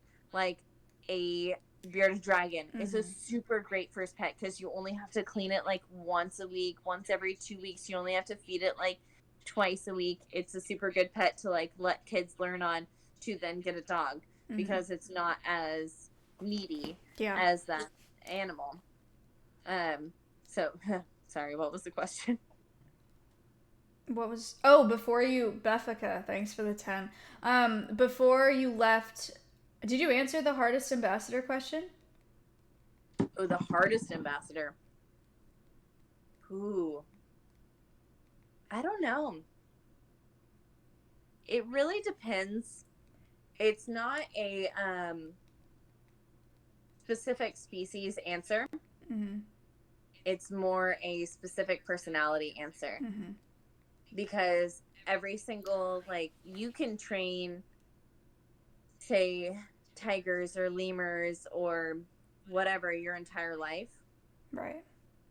but every single one is different. Right. Every single tiger is different. Every single slow loris is different. Every single lemur is different. And you're never going to not learn from that animal. So when you stop learning and when you think that you know something, when you think that you're the, like, end all be all, you're like, oh, I've trained that animal before. Like, I don't need you to tell me how to train it. You're screwed. You're screwed. There are learners and there are knowers. Don't be a knower. Mm-hmm. Because you will never stop learning in your life. And if you ever stop learning, you die. There you go, chat. Don't stop learning or you're dead. Don't stop learning or you're dead. I literally learn every single day. Every time I go to a show, even if I've had a lemur on my show every single day for my entire life, which I have, I still research lemurs on my way to a show every single time I do a show. Mm-hmm. I still research the animals that I have on my show every single day because there's always something to be learned. Right. And there should always be something to be learned. Otherwise, then what's the point of living if you can't find out something new or something fun or something exciting? And even if, like, I go to a show and I'm listening to somebody else talk about lemurs, I either sorry, I'm saying that wrong. My brain's working faster than my mouth. I either learn something that I want to know, Mm-hmm. that I'm like, wow, that was really cool. I didn't know that. That's new knowledge. Or I learn a new way of describing something. Or I learn how I don't want to talk about something. Right. I'm like, oh, that wasn't right. And I wouldn't like to talk about it like that. So you're always going to learn something. So always listen, always be open to knowledge and always be willing to learn. Yeah. And always try to learn. Because when you stop learning, you stop living.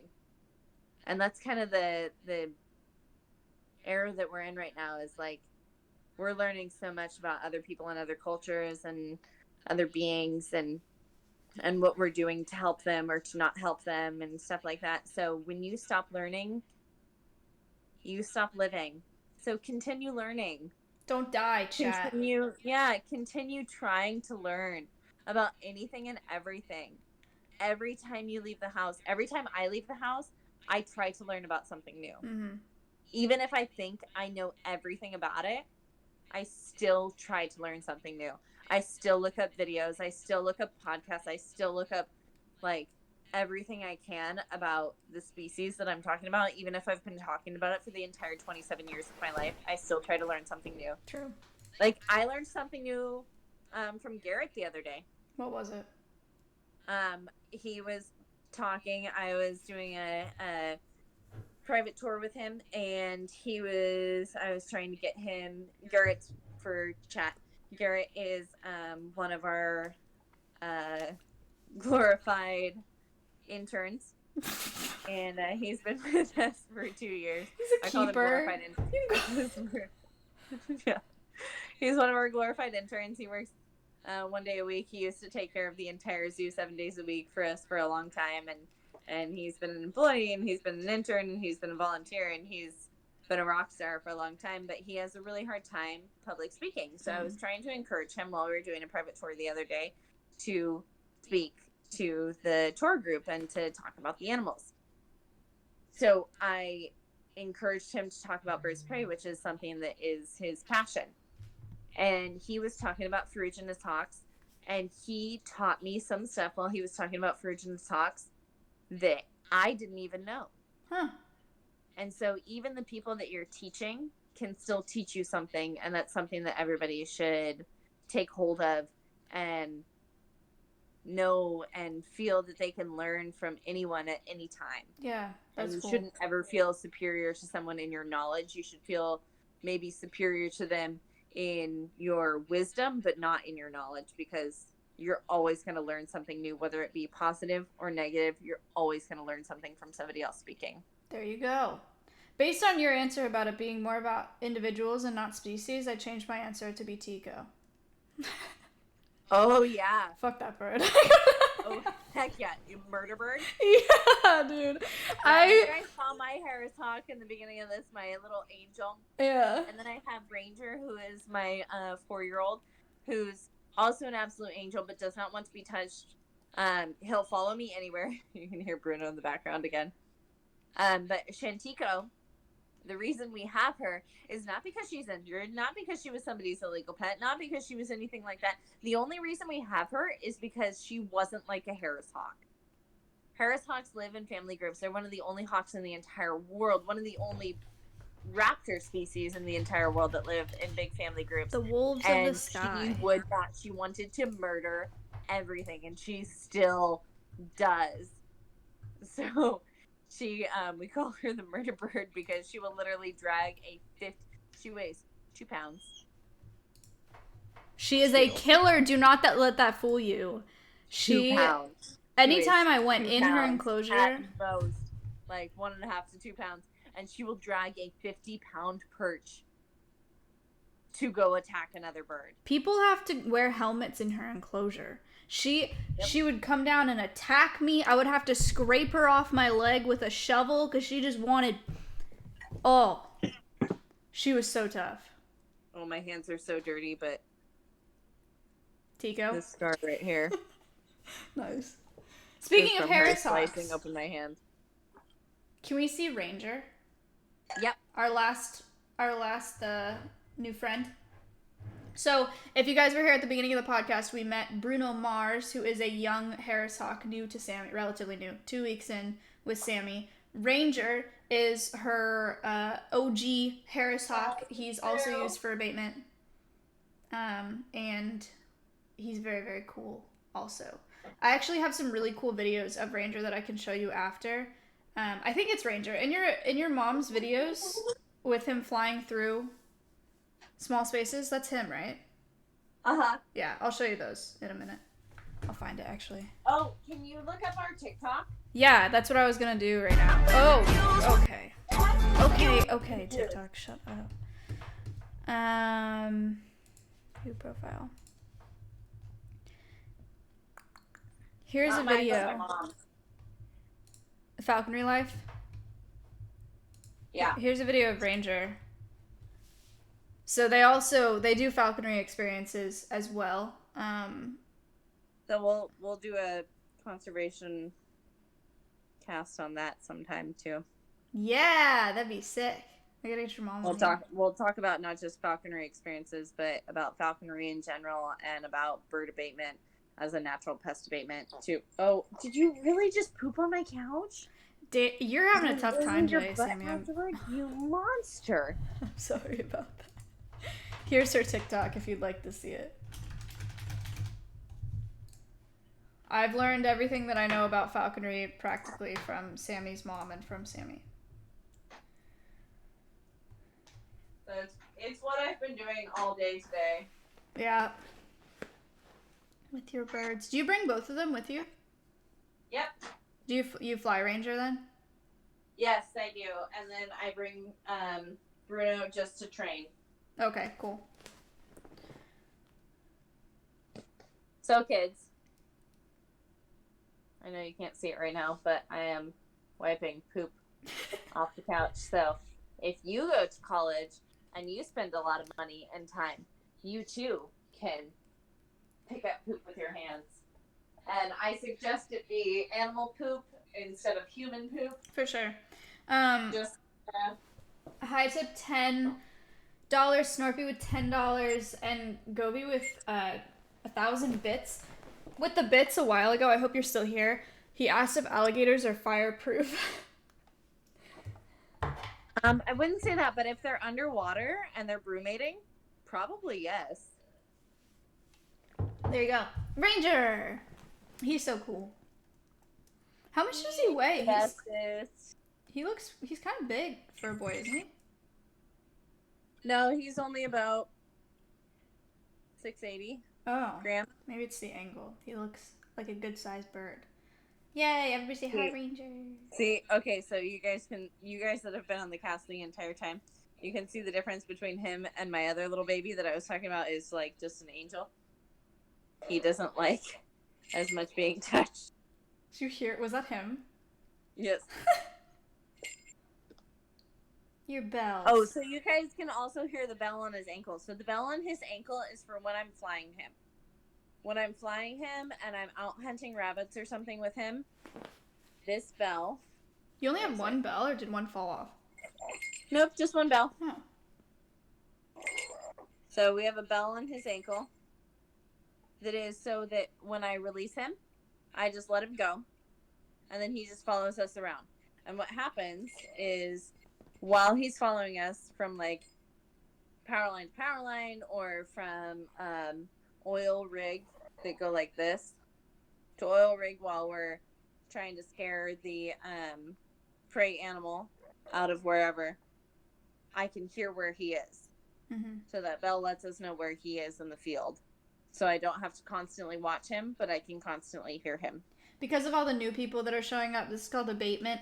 We talked about it a little bit before, but Sammy's job is to go out to places. It was Recology today, so essentially a landfill, and her job is to bring her birds out there to scare away seagulls and other pest animals that they don't want at that location. So that's what she's talking about. So it's a natural-based pest abatement instead of using pesticides or bombs or all sorts of other stuff that cause harm to natural animals.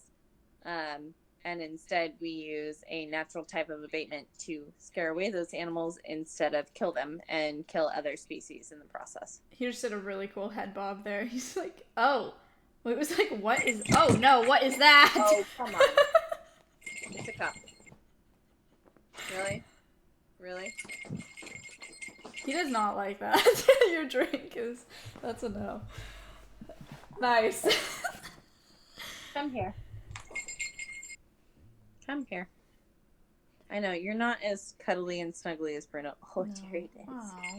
You want to tell us about the plumage differences? If you guys remember seeing Bruno, you can already probably tell, but like his chest. Yeah, so like Bruno had all this spottiness on his chest and his wings and stuff, and you can see how Ranger is just this solid chocolate color. That's the reason we named Chantico what we named her. Chantico was a... You guys are all going to make fun of us. Chantico was a drink at Starbucks that came about that big. I didn't know that. It was about that big. It was like about a shot glass size. And it was this super concentrated, like, hot chocolate type thing. And it was just super dark. And so we named her after that drink. So you can see how he's solid colored. And then you can see his tail that's solid colored into the little white stripe. Even underneath is the solid color. Into the solid color. Into the solid color. Nice. Someone in chat asked if you free fly or does he have a lead on or something? He has a lead on right now. So these are called anklets. This is called a jess. And then this is called a leash. And then I take all of that off except for his anklets when I free fly him. There you go. And then he also has, which he's not going to like me doing, so bear with me. He has a little piece of plastic right here that we call his backpack that I hook a little tiny GPS unit to so that I can see where he's flying at all times. Little transmitter. And what his altitude is, what his speed is. Yeah, what have you clocked him at? I've clocked him at 95 miles an hour. Shut up. That's awesome. Yeah, which is not normal for Harris Hawks, everyone. That, like, doesn't usually happen. It was just because there was wind. Yeah. And he caught it going around a corner. But I did clock him at 90. I went out... I don't like my cup. I went out with that... He really doesn't like it. I went out with that falconer the other morning to fly his peregrines.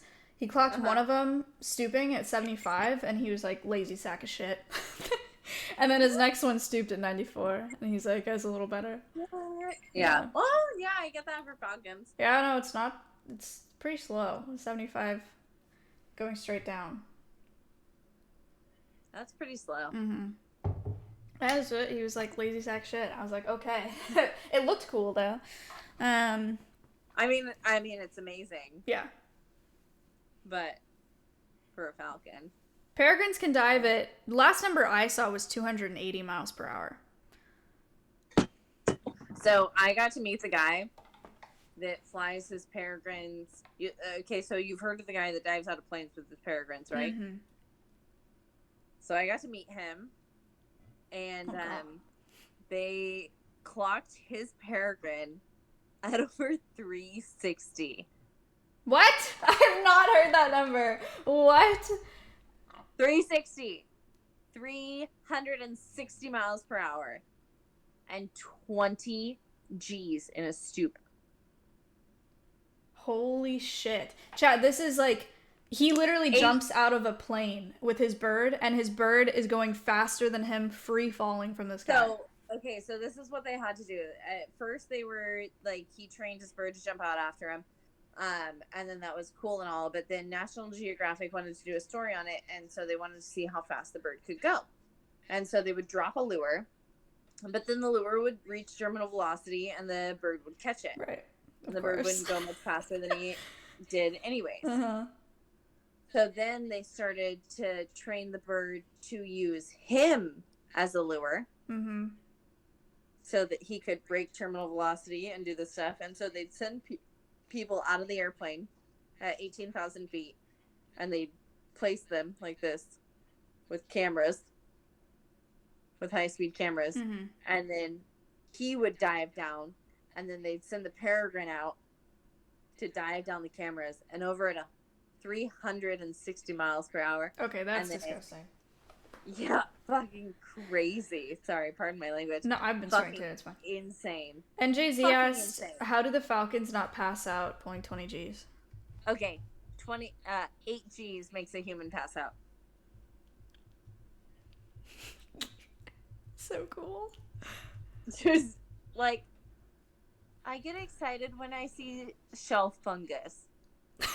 Like, you guys, it never gets any less exciting, and it never gets any less cool. I actually do too. I just joined the Texas Mushroom Identification Facebook page. It's sick. So cool! It's so interesting. Okay, sorry, tangent. How do they not pass out?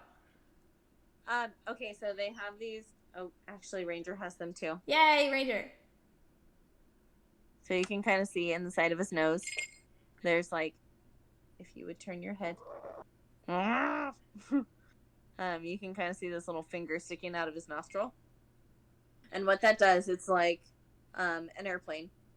So there's the hole for his nostril, and then there's this little finger sticking out. That finger pops the air bubble in front of his face. It makes sure that he doesn't get suffocated while he's diving down.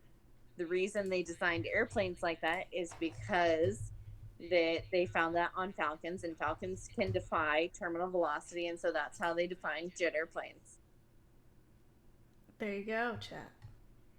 So when you see like an airplane engine with the engine on the wing, Mm-hmm. and then the little finger sticking out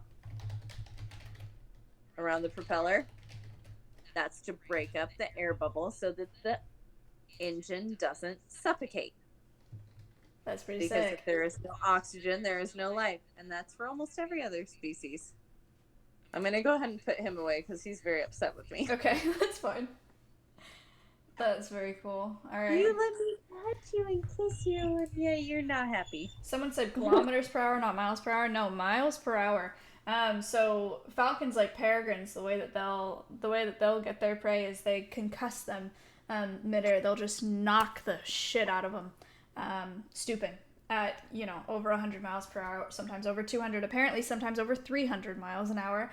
From like 18,000 feet. That's not normal. At 18,000 feet, they can dive that fast. But yeah, the falcons that I watched the guy fly the other day, they were only diving at like 95. So that's pretty typical. And they were diving 95 from 2,000 feet up. So for like a more realistic, on a normal day kind of flight. There you go.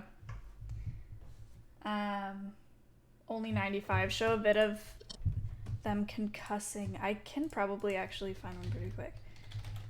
Again, diving. Well, here's this. Here, I had to let out my other wild beast.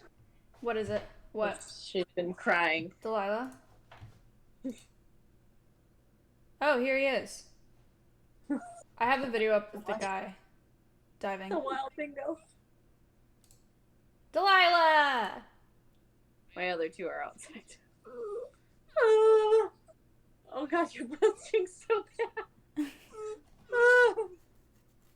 Oh my god. Did you Look at hear that her? bird. Yeah, I do. Did you die? Did you die being separated from me? Aw, I miss her. She's so cute. She's like the best dog ever, chat. This is one of those dogs that like you don't put a collar or a leash on, you just put her in the car and then get out of the car when you're at Home Depot and she just walks in there and then walks out with you, doesn't look at anything else, just chilling. Just like Baby a Yoda. Velcro dog. She's so cool. I can't wait. But also holds her own around exotics all day. Oh yeah. Seen her walk by tiger cages countless times. She just doesn't care. Mm-hmm. She's so cool. Oh yeah. Go over to the pillow. Make yourself comfy. Go ahead. What is that animal? That's a dog. Okay, so we're at $2,700. Baby dingo. $2,707.77. We went on. Usually my podcasts are an hour. I knew this one would go a little longer, but it's probably a good time to start closing up here. I know you guys asked some questions. I know I didn't get to very many because I knew that we were gonna just talk. Anonymous at $500. What the heck? Stop it! That got us to 3.2K tonight. Thank you so much. That's insane. Crying. Sammy's crying. I haven't seen you cry in a minute. Okay. Thank you. Thank you. It makes me happy to see you happy too. And a lot of people have stuck around from that raid, and I really appreciate that. What's the highest podcast amount? I don't know. Do you need to be up at 1:30 again? No. Okay, hooray! Good. I'm off until Monday at 1 a.m. Is that a record? This might be... maybe. I don't know. This is a big one. Okay. Thank you guys. Thank you, Sammy. I know you've had like a ridiculously long day, but that was wonderful. Thank you for bringing them home for us to meet too. Thank you so much. I can't tell you guys how much I appreciate it and how much it's gonna help the animals. My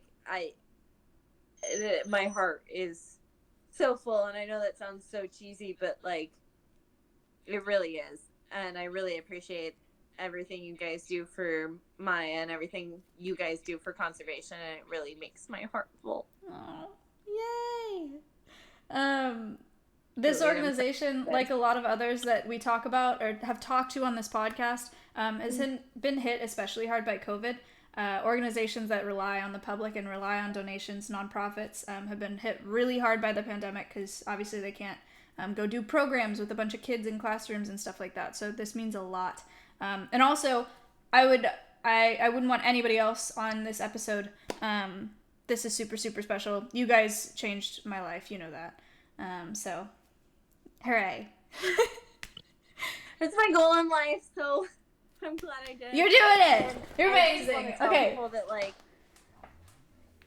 this means so much to me. It means so much to me to be on Maya's 50th podcast, and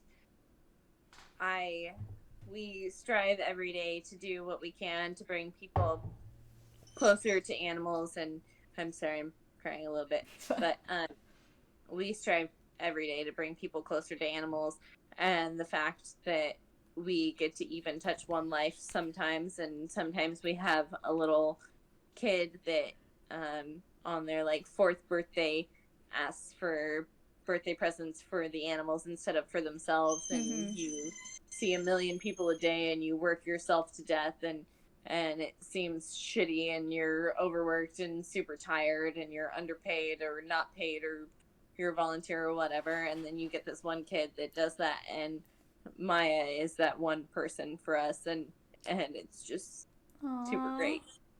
That was so nice. Thank you.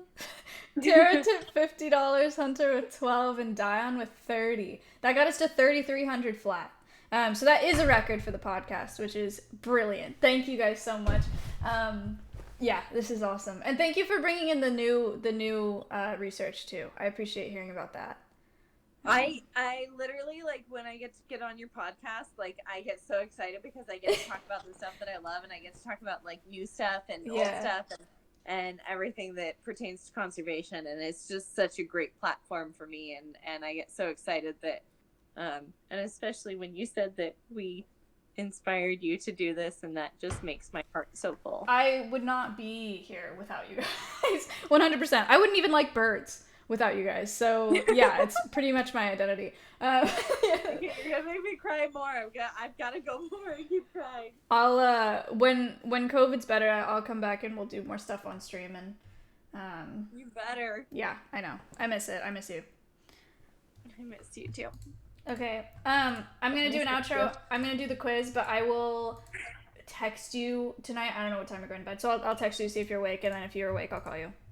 Okay, sounds good. I love you. Okay, I love you. Bye. Thank you, chat, so much. Yay, chat. All right, I'll text you when I'm done with the final amount, whatever. Okay, bye, guys. Bye. Dude. Red Knight with the $3. $3,303. This is a big one for me. Chat, this is a really big one. Sammy's great. Sammy, yeah. She is great. Sammy's like, not only an inspiration to me and not only has taught me so much of what I know, she's also like, she's been a friend to me all through college. She's like held me in the bathroom crying over boys, held my hair when I've thrown up. She's like a true friend. So this was really special. I'm really, really glad that she was able to come on today. And the organization. I cannot stress enough what that organization has done for me. I don't think that I would be here. I don't think that I'd be streaming. I wouldn't be streaming. I wouldn't have been on LSF probably if it weren't for that organization, because I got bean from them. Like, I started falconry at that organization. Before that, again, I had no interest in birds. So, like, yeah. So they mean a ton to me. So it's kind of like a full circle thing to have them back on, and for the 50th episode here, to raise this much money is amazing. I can't believe it's been 50 episodes. It feels like we just started. It feels like a new podcast. To me, anyway. Like, I'm still learning so much, but I still feel like this is new. But we've been going strong for a long time. As for the raid, we've held on to quite a few people. If you're here from Matt's raid, I really appreciate you hanging out for this long. I know that some of the information can be kind of dense. I know that it's not for everyone, but my favorite thing that I do on this platform is this podcast, because my passion is conservation and my passion is teaching people about animals and about our planet so that they can learn to love our planet as much as I do. Your boys with $197. $3,500. Twitch is an untapped reservoir for doing good. Come on.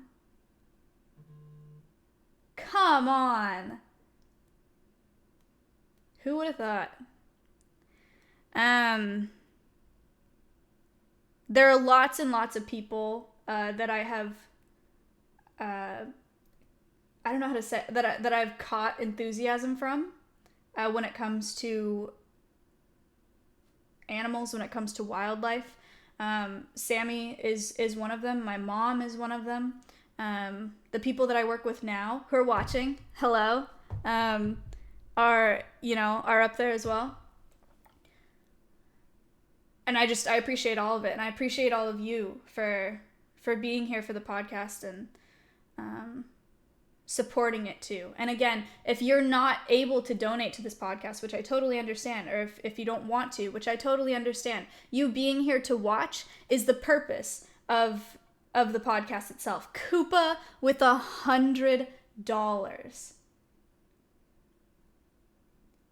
Koopa, you donate to this podcast all the time. Thank you so much. Anonymous with $500. $4,150. Dude. Okay, that is a record. That is a record. Will, would you mind pulling up the total of what we've raised for the podcast? All of them? Okay. If you're not able to donate and you're here, that's the point of the podcast. That's the reason I created this podcast, because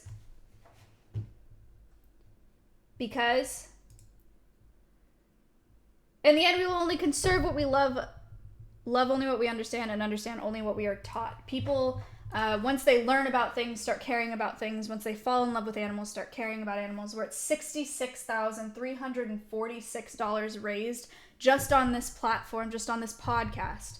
My channel is a whole different story, but for conservation causes across the boards, for leafy sea dragons, for bats, for bears, for chimps, for birds, for like sharks. I mean, you guys know, there have been so many episodes. You can go to my website at conservationcast.com if you want to see, for snails, if you want to see some of the episodes. Thank you so much for the $50. Zaritas with $5. Lovely Hash Browns with $100. Another donation from Lovely Hash Browns. Thank you so much. This is insane. Okay. I feel like I'm rambling.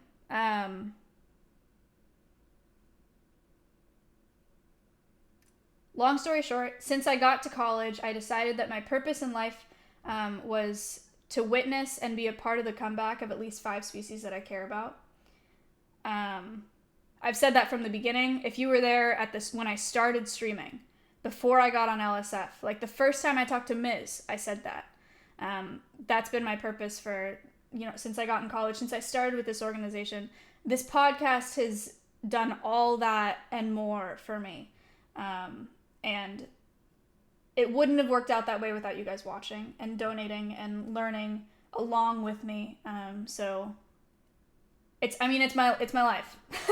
It's literally my purpose in life. It's everything that I want. So it means a lot. Rowdy with $25. Thank you so much. All right. I'm trying not to cry. Okay. So, next order of business for the podcast. Anonymous with $100. $4,435 today. S-Raid with $200. Dude. What? Somebody asked me, actually one of the live questions was, oh, I just lost it.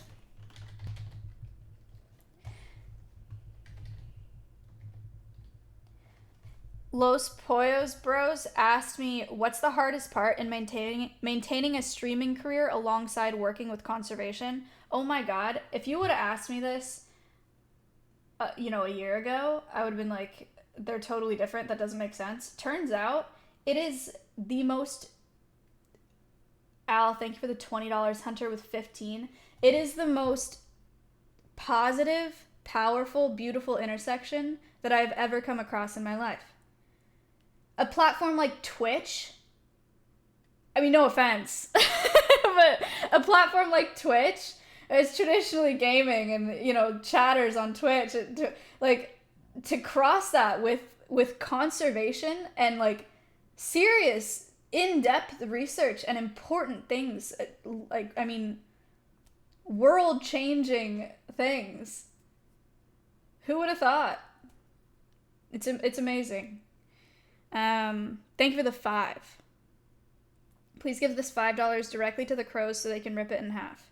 Okay, well, wrong organization, but I do appreciate it. That's the other thing. Yeah, I mean, working with the ambassadors at the center now and working at the rehab center now, I'm able to do rehabilitate individual animals and release them into the wild, which is super, super fulfilling for me because I care about those individuals. But then I get to every week sit down and work on a larger scale for their species. M-Law, thank you for the $50. So I'm really just touching on all bases and it feels so good. Anonymous with $100. Oh my gosh. Warber with 10. Okay, the next order of business is the quiz. If you're new to the podcast, we have a quiz every week. It's 5 questions, 20 seconds per question.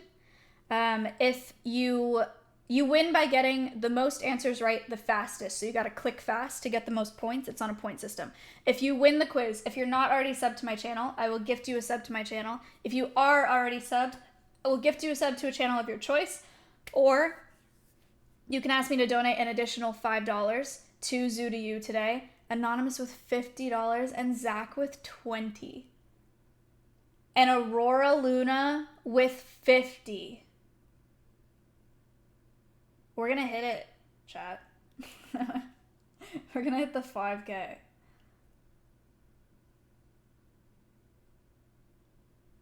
Pause, champ. Aurora with 50, thank you so much. Chandlo with $10.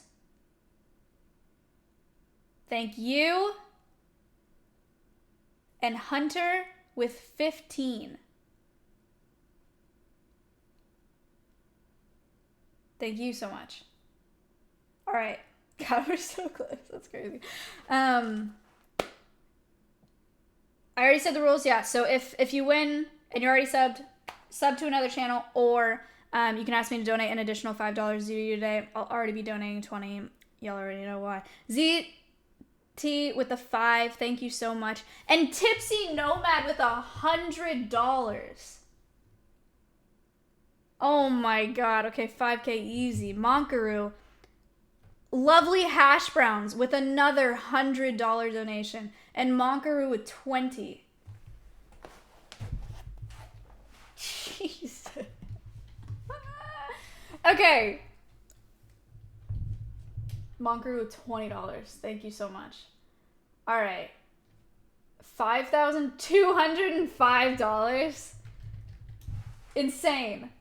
Okay, so I need a second to create the quiz here, but you have to enable access so that I know who you are. You can do command quiz. It'll take you to a page on my website where it'll show you how to do it. It'll walk you through it. If you're on Android, iOS, PC, Cry Havoc with $120. What the fuck? Okay, let me create the quiz. Okay, I need like 2 minutes to do it. And I'll be back. Okay, hold on. I need to open it.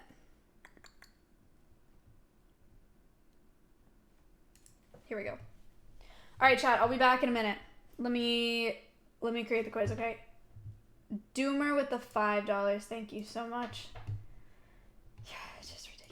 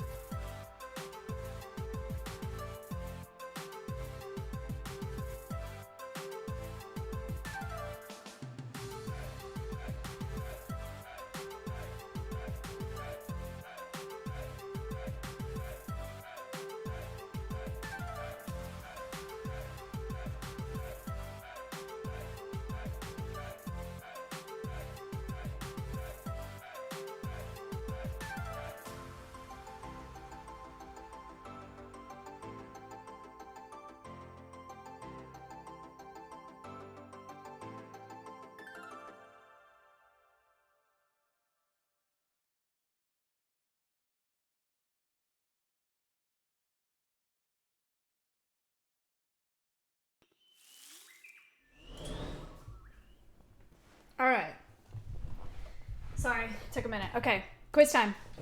Are you ready? I will read the questions to you before I send them to you. So the first question is, what kind of hawk is or are Bruno and Ranger? What is an ambassador? An ambassador, for what we spoke about today, is a non-releasable animal, whether it be because of a permanent injury, because it was an illegal confiscated pet, or because of an imprinting issue. And the only other option to euthanasia, because he can't be released, is to bring it out to schools to let it be an ambassador for its species to help people fall in love with them. What kind of hawk is Bruno Ranger? Is he a zone-tailed hawk, a rough-legged hawk, a red-tailed hawk, or a Harris hawk? 3, 2, 1. I'm sorry, I didn't read those. Hopefully you did while I was talking and I wasn't too annoying. The correct answer is a Harris hawk. They're both Harris hawks. Red-tailed hawks are bigger. You've probably seen them on my stream. It didn't show up.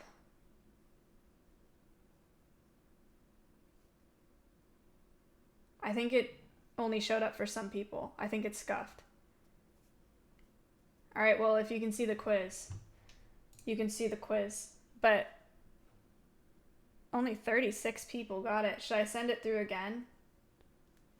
Yeah, let me send it. Let me do it again.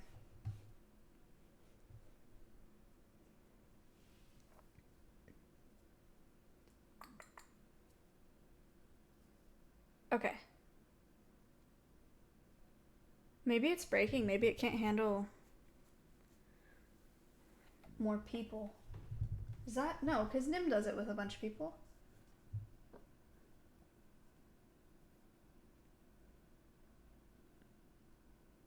It's breaking on Nim's stream. Whoa. It's 45 people said red-tailed hawk and 36 people said Harris hawk. It's working for some people, but I just tried to restart it and it did the same thing. So I'm just gonna have to keep going. I'm sorry if you can't see it. What's one purpose of apex predators? Are they grazing? Do they not have a purpose? Are they pollinators, or do they remove weak prey from populations? Seems fine now. Okay, good.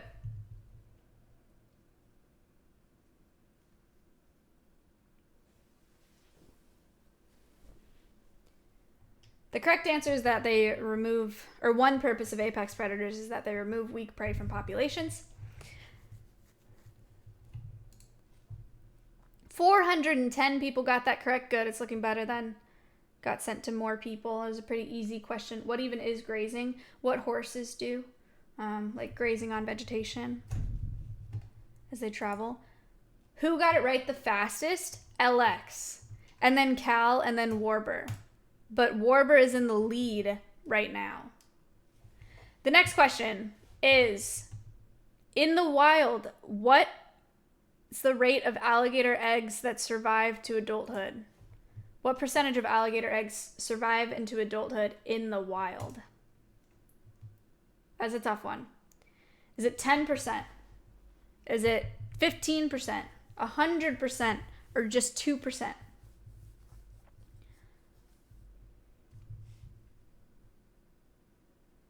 I don't know this one. It's a tough one. We kind of blew by it, but Chuck caught it. So the correct answer is just 2% of alligator eggs survive into adulthood in the wild, despite laying many. I think she said like 100 or something like that. They lay lots of eggs. Ooh. 164 people got that correct. 219 people said 10%. That was the questions on a 2-hour podcast are much harder, for sure. Yeah, that makes sense. Monkaroo got that right the fastest, followed by Sneak and Co, but M-Law is in the lead, followed by Dager and then Bucky. 2 more questions. The 4th question is, how many times do alligators have to breathe a day while brumating? Is it 5 times a day? Is it 25 times a day? Is it once a day or 2 times a day?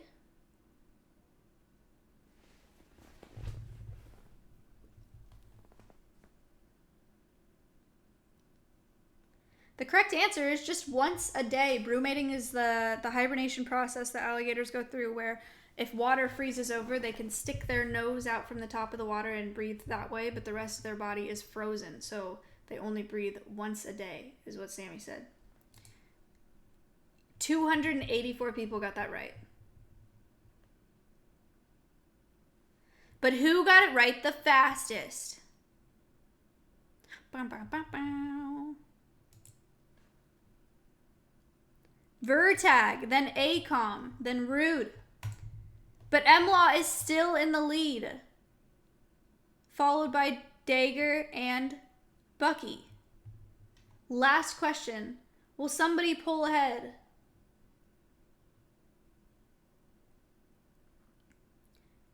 How old is Disco, the gray fox? Is he 3 years old? Is he 12 years old? Is he 16? Or is he just a year old? My hint for you is that it's above his expected lifespan.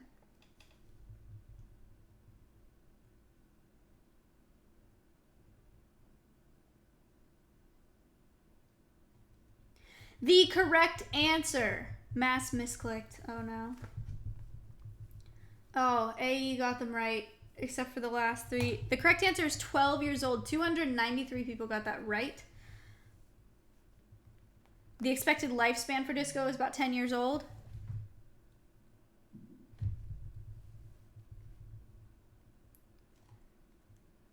Drumroll, please. Who has won the quiz on the 50th episode of the Conservation Cast?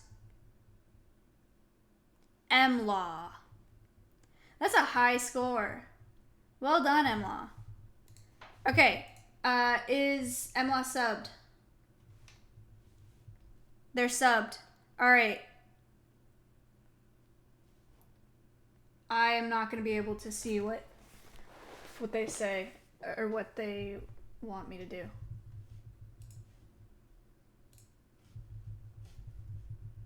Five to org, I see you. All right, green. Here we go.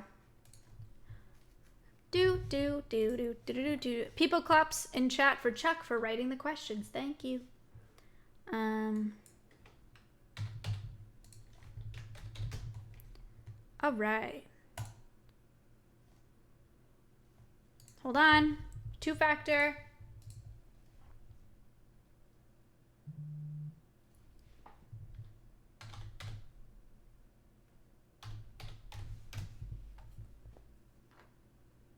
Pause, champ. Here we go. Okay. Before I get offline, I want to show you guys what happened with Ori today, because it was my first, what I would consider, flight for him.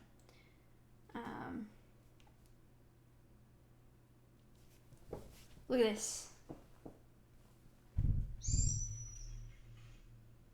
That's some serious, I mean, that's flapping. It's not even a jump. Pretty sweet, right? So even if you don't know that much about falconry, I think it's pretty clear that all you need to do at this point is back up. And then they just fly further. Oh no. Yay! Okay, so looking like a real falcon. Tomorrow I'm starting with the lure. So I'm super excited. Space, thank you for the $1. No, well. Okay, thank you.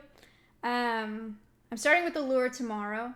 Once he gets good on the lure, I'll start going outside and hopefully start streaming some training sessions with him finally. It's been a while. It's a slow process. I'm being as patient as I can be with him because he's just very, very cautious and takes a slow hand and takes a lot of patience. Max, thank you so much. I appreciate that.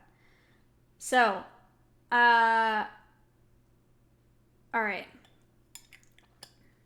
What's up? Everyone from the center's here tonight. Thank you so much. Severe, thank you for the bits. So, let me say my last thing about,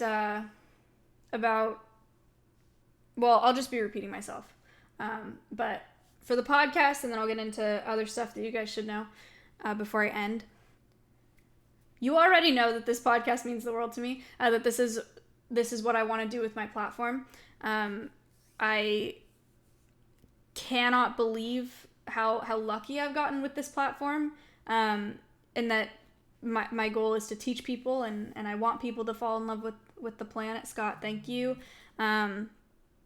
So, Sammy just texted me saying she's actually crying. I've gotten so lucky with this platform and to be able to do what I've done with it. The amount of money that we've raised, but more than that, the amount of awareness that we've raised for so many different species across the board. I really try to get some variation in there, from, snails to bears. So, and I love learning about all of it. I think all of it's so cool, and I'm glad that a lot of you think that as well. Maybe give your brain something to actually, turn the cranks on Twitch. So it means a lot that you're here. I love doing desktop streams, and thank you, and IRLs, and obviously I'm really excited to do more rehab on stream, but this is by far the most fulfilling part of my job. Oh my god. Is my job. I really do have a lot of fun streaming. But this is it for me. This means the most to me. Tipsy Nomad with another $131 donation. Dude. You're insane. What? Sage with $31. Thank you. Sammy's just sitting there and all these are popping up on her phone. Thank you. So yeah, this means the world to me. Doing what I do with this platform means the world to me. I'm super, super passionate about it, and I appreciate that you guys watch and support me. It's my dream. It literally, I can't think of anything else more fulfilling for me to do with my life than what I've gotten to do on Twitch. So, thank you. Frederick, thank you for the $197 to even it out. $5,535. I appreciate that. Okay, so we'll close out informally the 50th episode of the podcast. Zudio, you can keep donating if you'd like. Zudio, wonderful organization, so special to me. I really want to do more with them once I go back out to California, and I'm sure I will. Sammy's one of my best friends. She's amazing, so I'm very happy with how that went. And these donations are ridiculous. People clap. Thanks for the 567. Bernie forever with $100. Dude. $5,642, Bernie. Thank you so much. Okay, so that's it for the podcast. There won't be a podcast next week because I am moving on Saturday. So I want to pack my boxes and stuff on Friday. So I'm hoping that there will be a podcast the following Friday. There should be, but it'll be in Matt's house if it's there, and hopefully nothing gets in the way of that. But still, I haven't scheduled a podcast for 2 weeks from now, just in case, because life is going to get pretty crazy within the next month, with us moving in the new house and everything. Scott, thank you for the $1.36. Are you moving? Okay, so Tanya with the $3. I'm in this house until the 29th, and then I moved from this house to Matt's current house, like where he streamed today. And I'm probably going to set up my PC in Yerob's room or something. And Ori's also going to be in there with me. And then I'll be at Matt's house until they finish the dog yard at the new house, because I don't want to move in until my dogs have an outside space. So their estimation is December 10th is when I'll fully be in that house. But all my stuff is getting moved there on the 29th. I'll just have a suitcase at Matt's place until then. Or with $53 to even us out to $5,700. Dude. What the heck? This is insane. Nathan, thank you for the 5. You know, you're right. I should do that. Okay, so that's the general timeline for moving, right? So people clap with 567. Thank you. Well, that's the general plan for moving. I'll keep you guys updated. I mean, I'll be streaming between then. So tomorrow morning, I will be on Nick and Melena's stream. I'll probably get there at 9:30. Straub with 20. Thank you. I'll probably get to Nick and Melena's at 9:30 because we'll be cooking for Friendsgiving, which I believe starts at 12. Tomorrow's a big stream. OTK Friendsgiving is tomorrow at 12 o'clock on Asmon's stream, I believe. Yes, right? Do I have that right? Mrs. stream. 12 o'clock on Mrs. stream. I'll announce it in my Discord. Wait, what? He might not be streaming. What?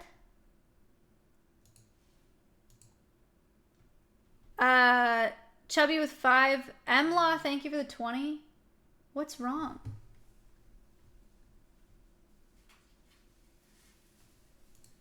What?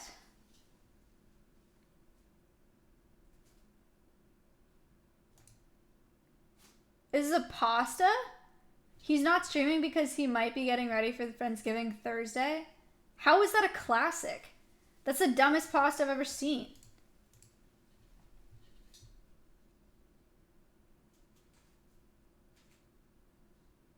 Huh?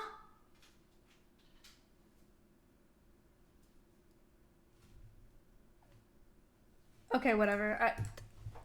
Okay. Nick, thank you for the 2 months. Alright, so Asmon's streaming in the morning. Nick and Melena are streaming in the morning. I think Asmon's streaming. I don't know what Asmon's doing. I'm not talking about Asmon. Nick and Melena are streaming in the morning. I will be there. I will be cooking with them. Friendsgiving at 12 o'clock on Mrs. stream. So be there for that tomorrow. Then Svand is doing a stream after our Friendsgiving as like a post-event stream. Sunday, OTK has a big charity event. So you'll have to tune in for that as well with packs, opening packs, which is really neat. And then, gosh, what else am I missing? I have the schedule on my phone.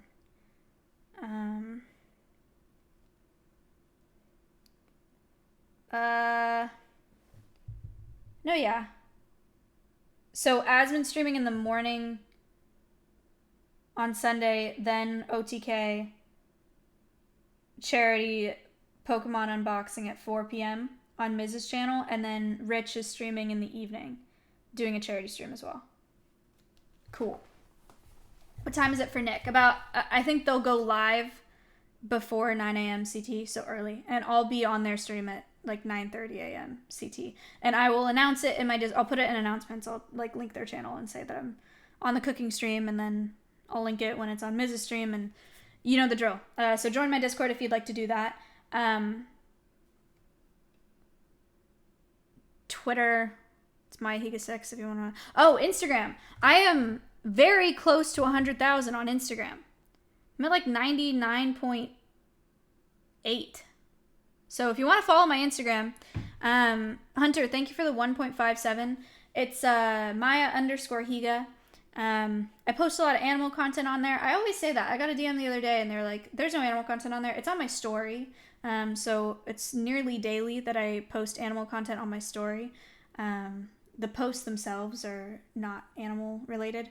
But yeah, so Maya_Higa is my Instagram.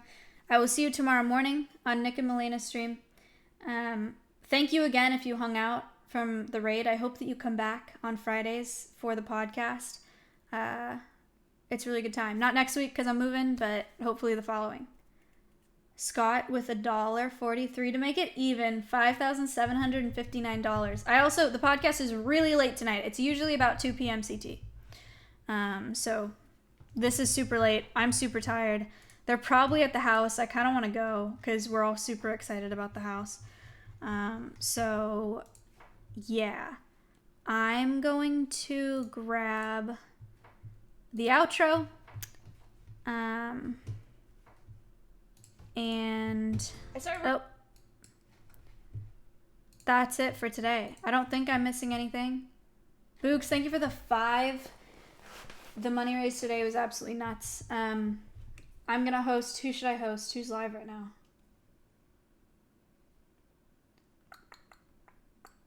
I could host Dr. Lupo. He really needs it, huh?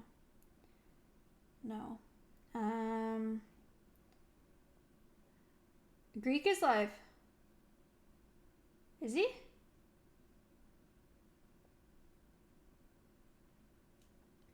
Cutie? Is Cutie live? Cutie Cinderella? Yeah. Alright, I'm gonna raid Cutie, but thank you for being here. Thank you for the donations. Thank you for learning with me. Thank you for being here for the 50th episode. I can't believe how long it's been, but I cannot say enough words about how much it means to me. I really can't. I'm just repeating myself. So Twitch is an untapped reservoir for doing good. Really glad to be here. Thank you for making it possible for me. It's just so fulfilling. I don't know.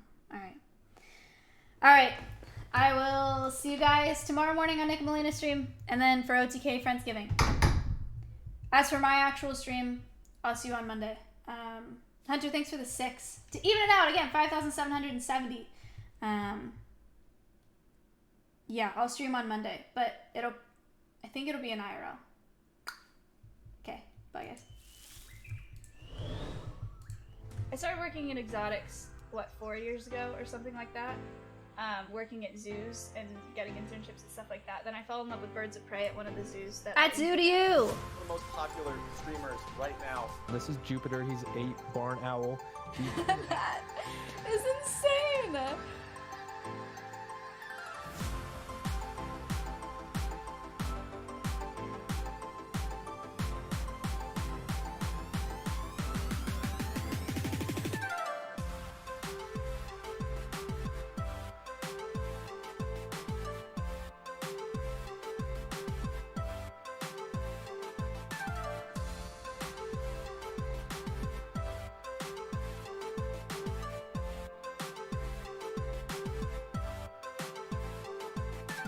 Yo, 1.3K. Thank you guys you. for donating. Thank you for... I'm literally tearing up.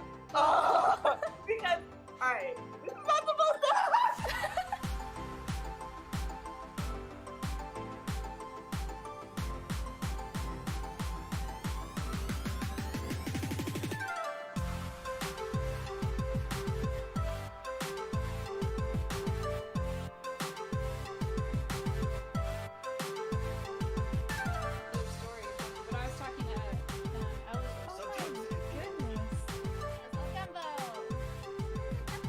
Twitch is an untapped reservoir for doing good.